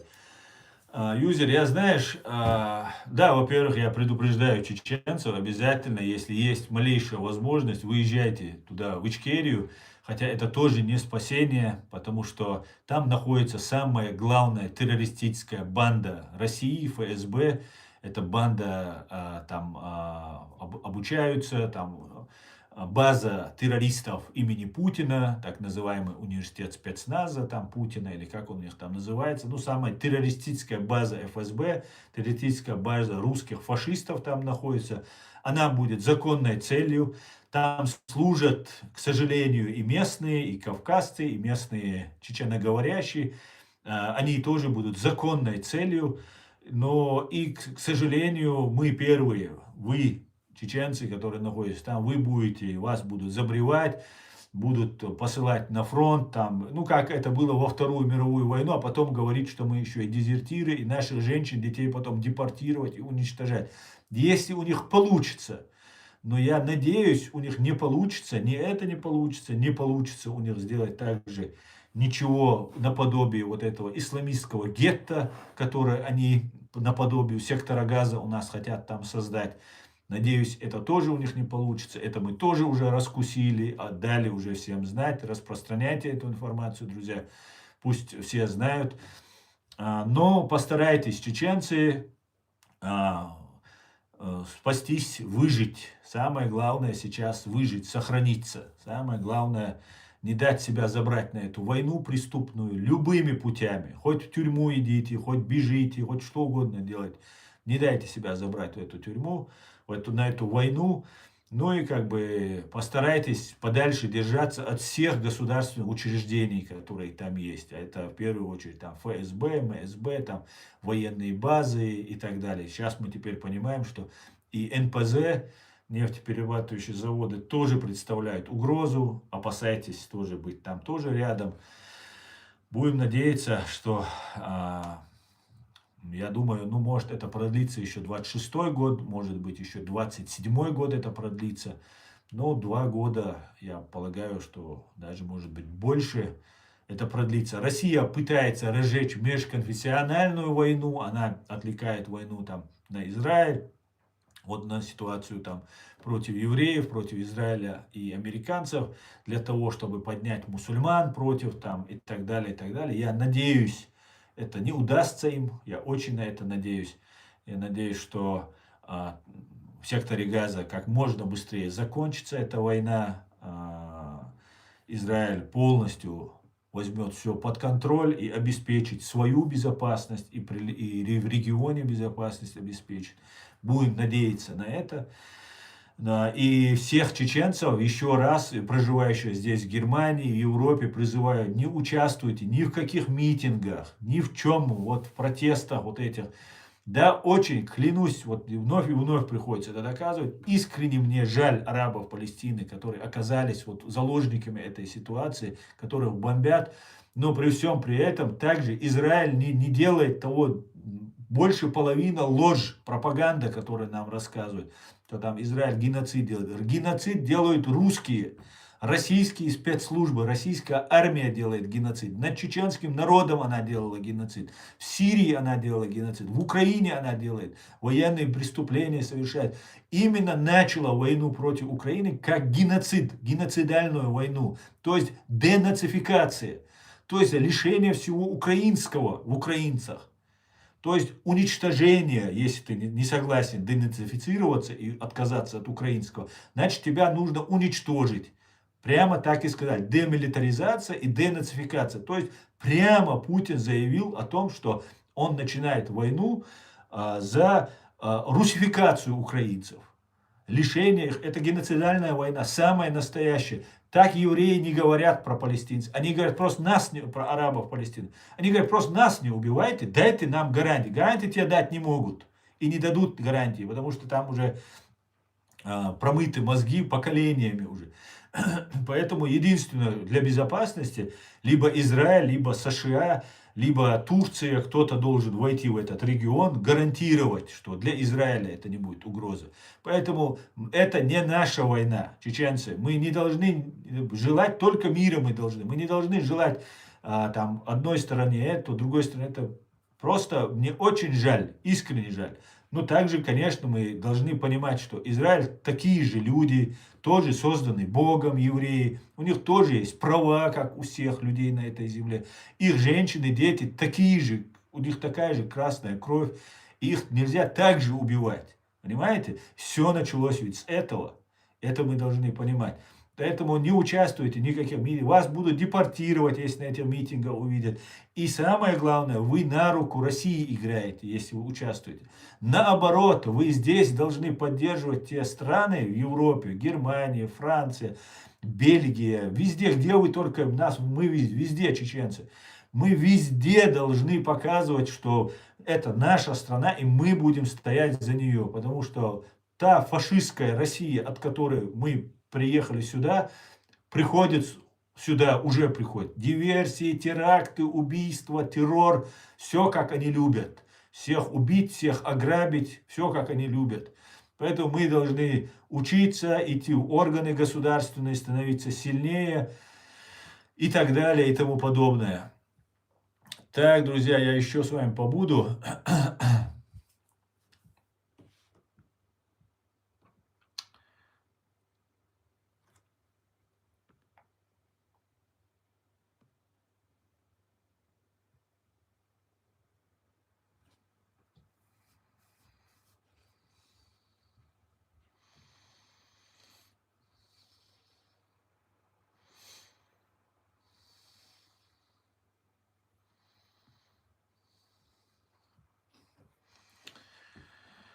Hello, Алексей, hello.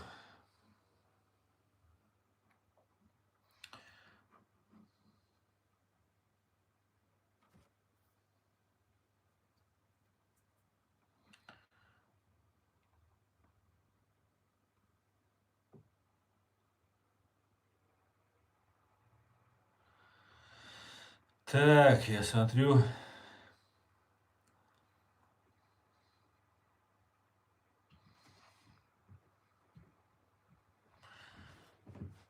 Тут троллятина. Я специально не отключал троллятину, чтобы они нам раскачивали. Ну, не очень они нам раскачали.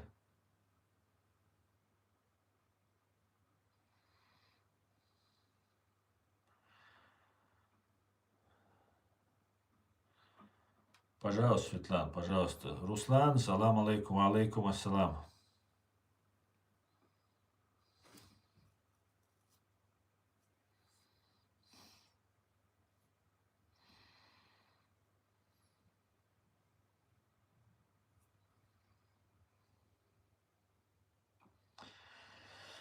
Ассалам алейкум. Стошка, насчет того, но все же каждую неделю учеников заставляют вставать петь гимн. Может оказаться пустяком, но как бы по мне это просто беспредел. Алейкум салам.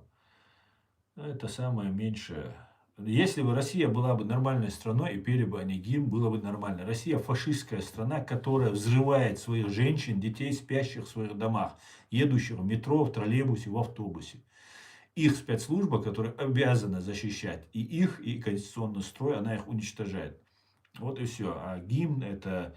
Если была бы нормальная страна, пели бы гимн, ну ничего страшного.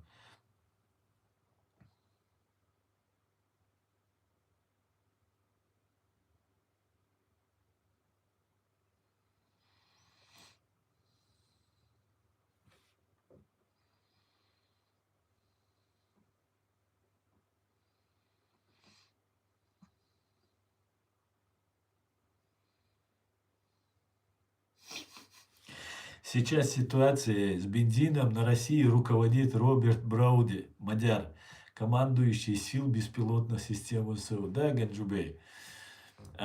Мадяр хочет поднять до 1000 рублей за литр бензина. Какое у тебя отношение к силе? Что ты имеешь в виду, какое отношение? Я отлично отношусь всем, ко всем. И к дагестанцам, и не к дагестанцам, которые не убивали мой народ, которые не воевали против нас. Но, к большому сожалению, наши соседи, многие принимали участие в так называемой контртеррористической операции.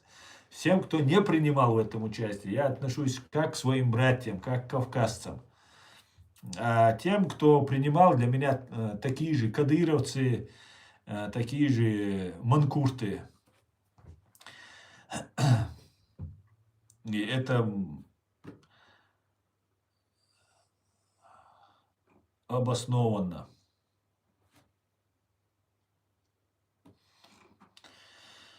Так, давайте перемотаю вниз.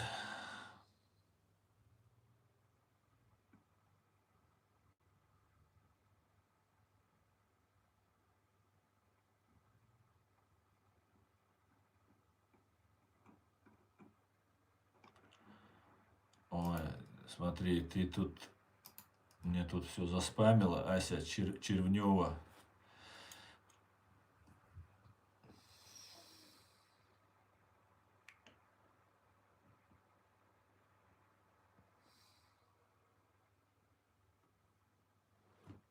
Что ты сказал, я не понял, Соник, что ты имеешь в виду?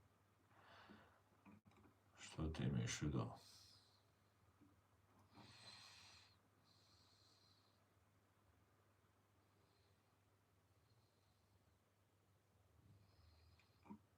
Сворачивай, говорит, с демагогией, зачем народ волнуешь? Нет, Георгий, я не волную. Наоборот, я предупреждаю, потому что я очень хорошо отношусь ко всем людям и тем, кто меня смотрит. Потому что я не хочу, чтобы люди не были готовы к тому, что их ждет. Понимаете? Зеленский слов на ветер не бросает. Там все уже проработано. Если они поехали просить томагавки, то есть начали вообще обсуждение само это обсуждение этой темы, это значит, что уже решение по ним принято, если уже они не находятся в Украине. Понимаете? Это в политике это так делается. Мы бы никогда не узнали бы, если бы они попросили, им отказали, и все, на этом была бы тишина. А тут прям Келлог заявляет, что и президент, и вице-президент, и госсекретарь, бейте полный вперед, короче. Давай мочи русню, короче, по полной сказал. Понимаете? Нету больше территорий, вообще мест, куда не могут украинцы бить. Зеленый полностью. Все, мы, короче, не возражаем. Понимаете? Это один из главных союзников, один из главных помощников был. И украинцам, и с ними, и с Западом приходится считаться. Таков мир. Потому что она ведет войну, и не хотят эскалации, какие-то внутренние проблемы бывают, много чего бывает. И сейчас сказали, все, полный вперед. Все, теперь ни у Зеленского, ни у СБУ, ни у ГУРа нету вариантов сказать, ну нам не позволяет, там, мы пока там какие-то политические какие-то вопросы решаем. Все, полный зеленый дали. И раз он попросил, и скорее всего он согласился, Трамп их передать, то я полагаю, они уже в Украине находятся. Они до 5500 километров летят. Они могут в Москву перелететь, вернуться в Украину и обратно вернуться 2 раза в Москву и попасть прямо в Путину в лобешник. Понимаете? Вот какая там ситуация. Поэтому здесь ничего не нагнетается. Просто если еще могут там, не помню, какая там, вес какой там был, 400 килограммов или 4 тонны, да, сейчас я вам точно скажу, потому что это важно. Люди же могут не знать этого, а люди должны знать, какая, это очень страшное оружие. Вообще в советское время американцы делали акцент именно вот на этих ракетах, а русские строили танки, там, 3-10, а американцы строили, ведь конкуренция всегда была. Например, американцы выпустили один калибр патронов, а русские выпустили другой калибр под них. Потому что, чтобы вот М-16, который вставляется, чтобы нельзя было засунуть патрон туда. Понимаете? Сперва 7,62 был, потом 5,45 русские переделали. Чтобы нельзя было, если ты попадешь, заберешь их патроны, ты не мог воспользоваться. Ну, это такие хитрости, которые они применяются. Точно так же американцы строили томагавки, чтобы именно ракетами наносить удары, а русские строили танки, что вот они танками все это будут там разрушать, а эти будут их уничтожать. А русские строили там подводные лодки, американцы строили авианосцы. И вот это все, вот такая у них конкуренция была. Сейчас я вам скажу.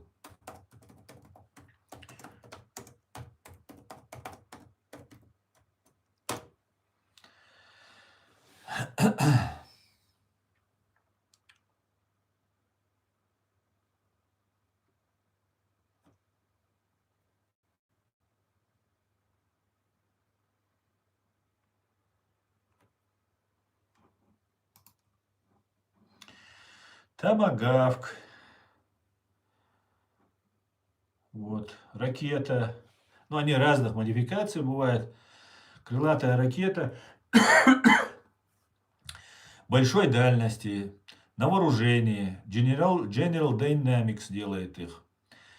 Годы разработки 80-е, начало испытаний 83-й, принятие на вооружение 83-й, я полагаю, сейчас и другие есть. Tactical Tomahawk, там и так далее. Базовая модель. Ну, их много тут моделей, сейчас я вам расскажу поподробнее. Является функциональным средством решения широкого спектра боевых задач. Вместо штатной боевой части ядерной и конвенциональной. Обратите внимание. Могут ядерную начинку туда запихнуть.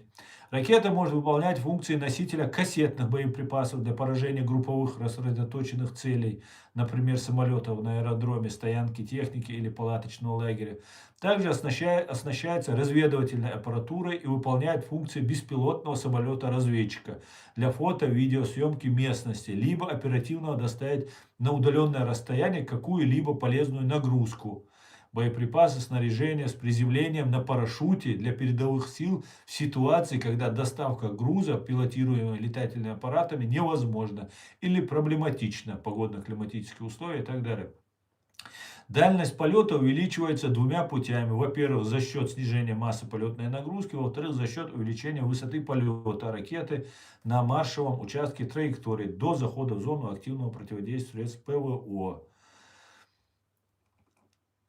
Так, испытания, хронология.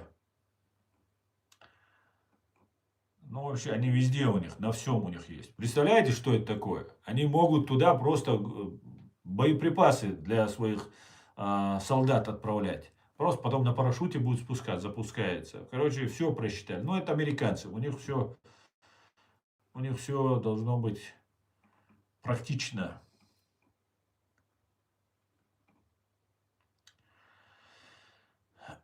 Надводного, подводного, корабельного, короче, базирования. Абсолютно, короче, все разные.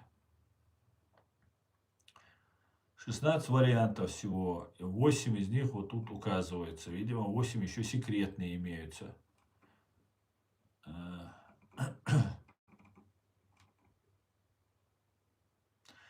Высокая точность, низкая стоимость поддержания в боевом состоянии.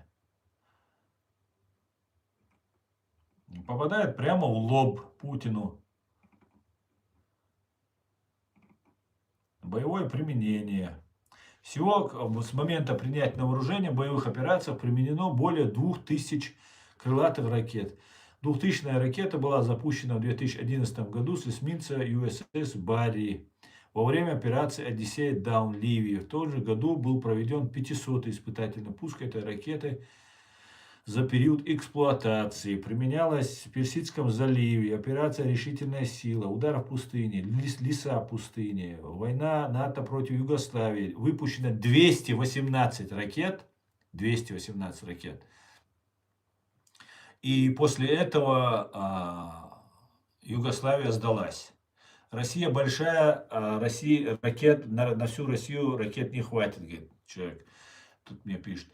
Вполне возможно, что сразу, конечно, не Югославия, Россия большая, но мы должны понимать, что Россия, она хоть и большая, она не заселена полностью везде, понимаете? Там 70% территории вообще это люди не проживают на территории России. И есть города, есть главные города. Знаете, что говорил ваш Рогозин, ваш этот фашист Рогозин? Он говорил о том, что у американцев есть план одновременно, подгоняется со всех сторон. Они базируются на подлодках, на вот этих авианосцах, на кораблях, там, на крейсерах и так далее. Ну, плюс еще наземного, да, 5500 километров, если они могут лететь. Да. Полностью по периметру России окружается. И один залп 16 тысяч томагавк. Представьте себе. Это все ваша энергоотрасль, вся ваша нефтяная отрасль, все ваше военное, командование, ФСБ, полиция. Все это может быть уничтожено одним залпом. 16 тысяч ракет. А если их применят 2 залпа, это 32 тысячи ракеты. А если их применят 4 залпа, это 64 тысячи ракет. А по Югославии было нанесено, по Югославии было нанесено 218, да, я сказал? Где здесь это было? Перемотал, что ли?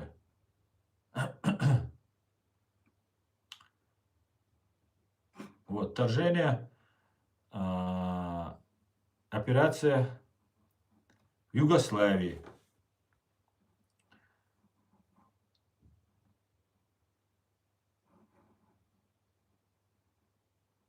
«218». Нашел, вот, 218 ракет. Это не 64 тысячи ракеты. Это всего лишь 218. И они точно самая их ценность, что они попадают точно в цель. Понимаете? Точно. И полностью разрушают. После одного залпа, ну, американцы не говорят, что они будут бить. Понимаете? Они украинцам их передадут. А украинцам они не дадут, конечно, 16 тысяч за раз сразу. И у украинцев нет технической возможности. Так что будете потихонечку. Удовольствие будет растягиваться, так сказать. Поэтому это если будет, например, даже если вот вы по Украине в последний раз сейчас ударили вчера, позавчера 600 с чем-то своих ракет, там, дронов, все вот это запустили. Но если вам томагавки хотя бы 200 за раз пролетят, Москва, Санкт-Петербург превратится просто в каменный век будет загнано. Все вот эти ваши электростанции. И это произойдет. Это не какие-то мои угрозы там, или я кого-то там напугать хочу. Нет, абсолютно нет. Наоборот, я предупреждаю, идите сейчас же, покупайте себе вот эти электрогенераторы, дизелем закупайтесь, фонариками, батарейками закупайтесь, воды там побольше наберите. Ну все, первая необходимость. Там, йод, марли, там, бинты, там, все как положено. Будьте готовы, будьте готовы. Я к чеченцам в первую очередь обращаюсь, чтобы не думали, что я там на кого-то нагоняю там, жути, страха и так далее. Ни в коем случае. Наоборот, я предупреждаю, будьте готовы. И самое главное, украинцы вас не будут бить. Понимаете, гражданских бить не будут. Просто ваша задача не оказаться рядом, ну или же не повезет, когда русские собьют какую-нибудь ракету, либо дрон, и она упадет. Что-то сбить они, наверное, смогут. Но отразить там, ну мы видим, что они не могут многие отразить. Они даже свои нефтяные заводы, самый главный их источник дохода, защитить не могут. Представьте себе. А представьте себе, если украинцы ударят по какой-нибудь атомной электростанции где-нибудь. Понимаете? Короче, дела у вас не очень, я вам скажу.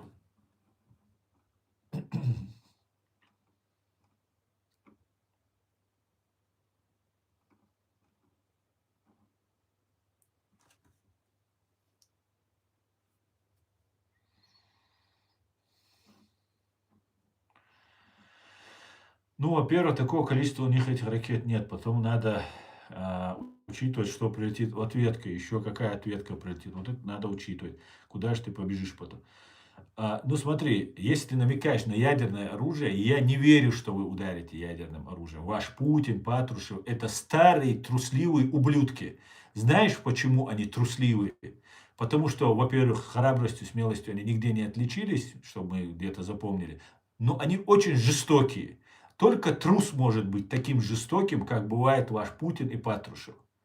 Просто патологические трусы, вот, судя по их жестокости, патологической такой маниакальной жестокости, они трусы просто очень страшные. У них у каждых миллиарды.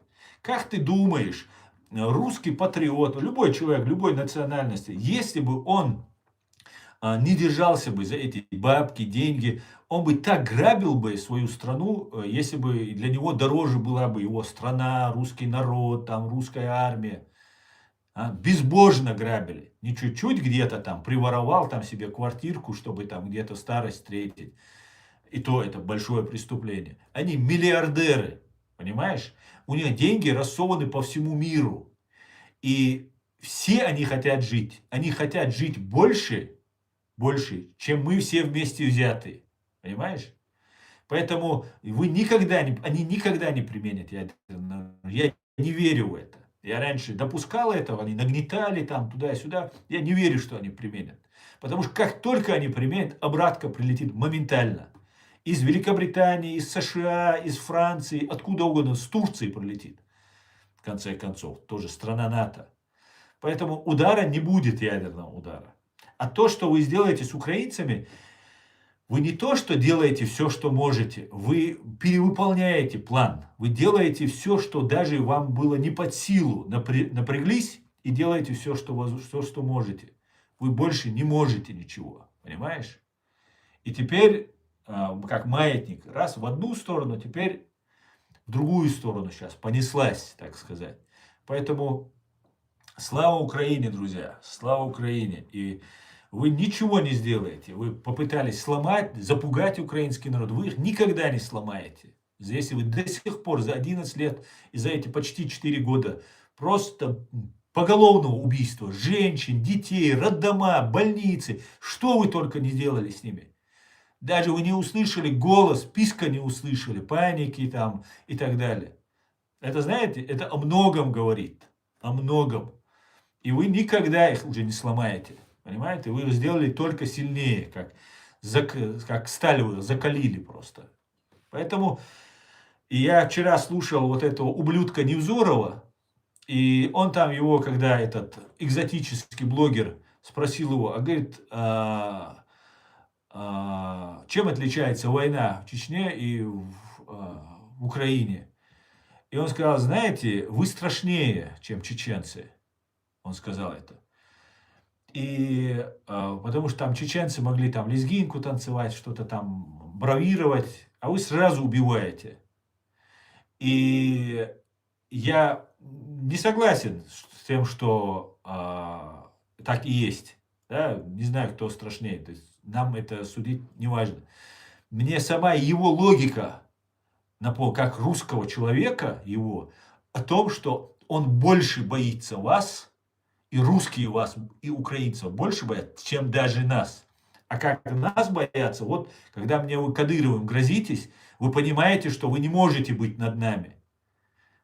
Вот это очень хороший показатель такой. Так вот, вы больше, чем нас их боитесь. Это стопроцентный пропагандист, стопроцентный фашист, стопроцентный военный преступник, который ждет скамья подсудимых за преступления против чеченского народа. Но это русский человек, с русской ментальностью, с русской психологией. И он сказал вот эту фразу. Даже этот экзотический блогер даже чуть-чуть удивился. Там, может, ему даже не понравилось, как это, мы же такие добрые и так далее. Так вот, он знает о чем. Он видел, как чеченцы воюют. И он представляет, насколько страшны для него украинцы, для России страшны. И Джохар Дудаев, который был военным человеком в советское время, который очень хорошо всех знал, все народы, служил с ними, дружил, общался, служил в Украине. И он сказал такую фразу, не знаю, насколько она достоверна, но в интернете она гуляет, что «не дай Бог вы обидите украинцев, и живые будут завидовать мертвым, когда они придут забирать свое». И вот они придут забирать свое. И я вас уверяю, вы очень сильно пожалеете, что, называя вероломно их братьями, взяли и воткнули нож в спину, вы бомбили их роддома, уничтожали их. Вы очень-очень сильно пожалеете и за Бучу, и за Ирпень, и за все остальное, и за каждого убитого, и за каждую слезинку украинского ребенка. Вы за это пожалеете. Это я вам гарантирую. Вы связались не с теми, как у нас чеченцев говорят, вы не в ту дверь вошли, так сказать. Аривидерчи. Все будет Ичкерия, слава Украине. Am Israel High, God bless the United States of America and Deutschland. Адикюэль Маш, всего самого хорошего. До свидания, друзья. До завтра. До свидания.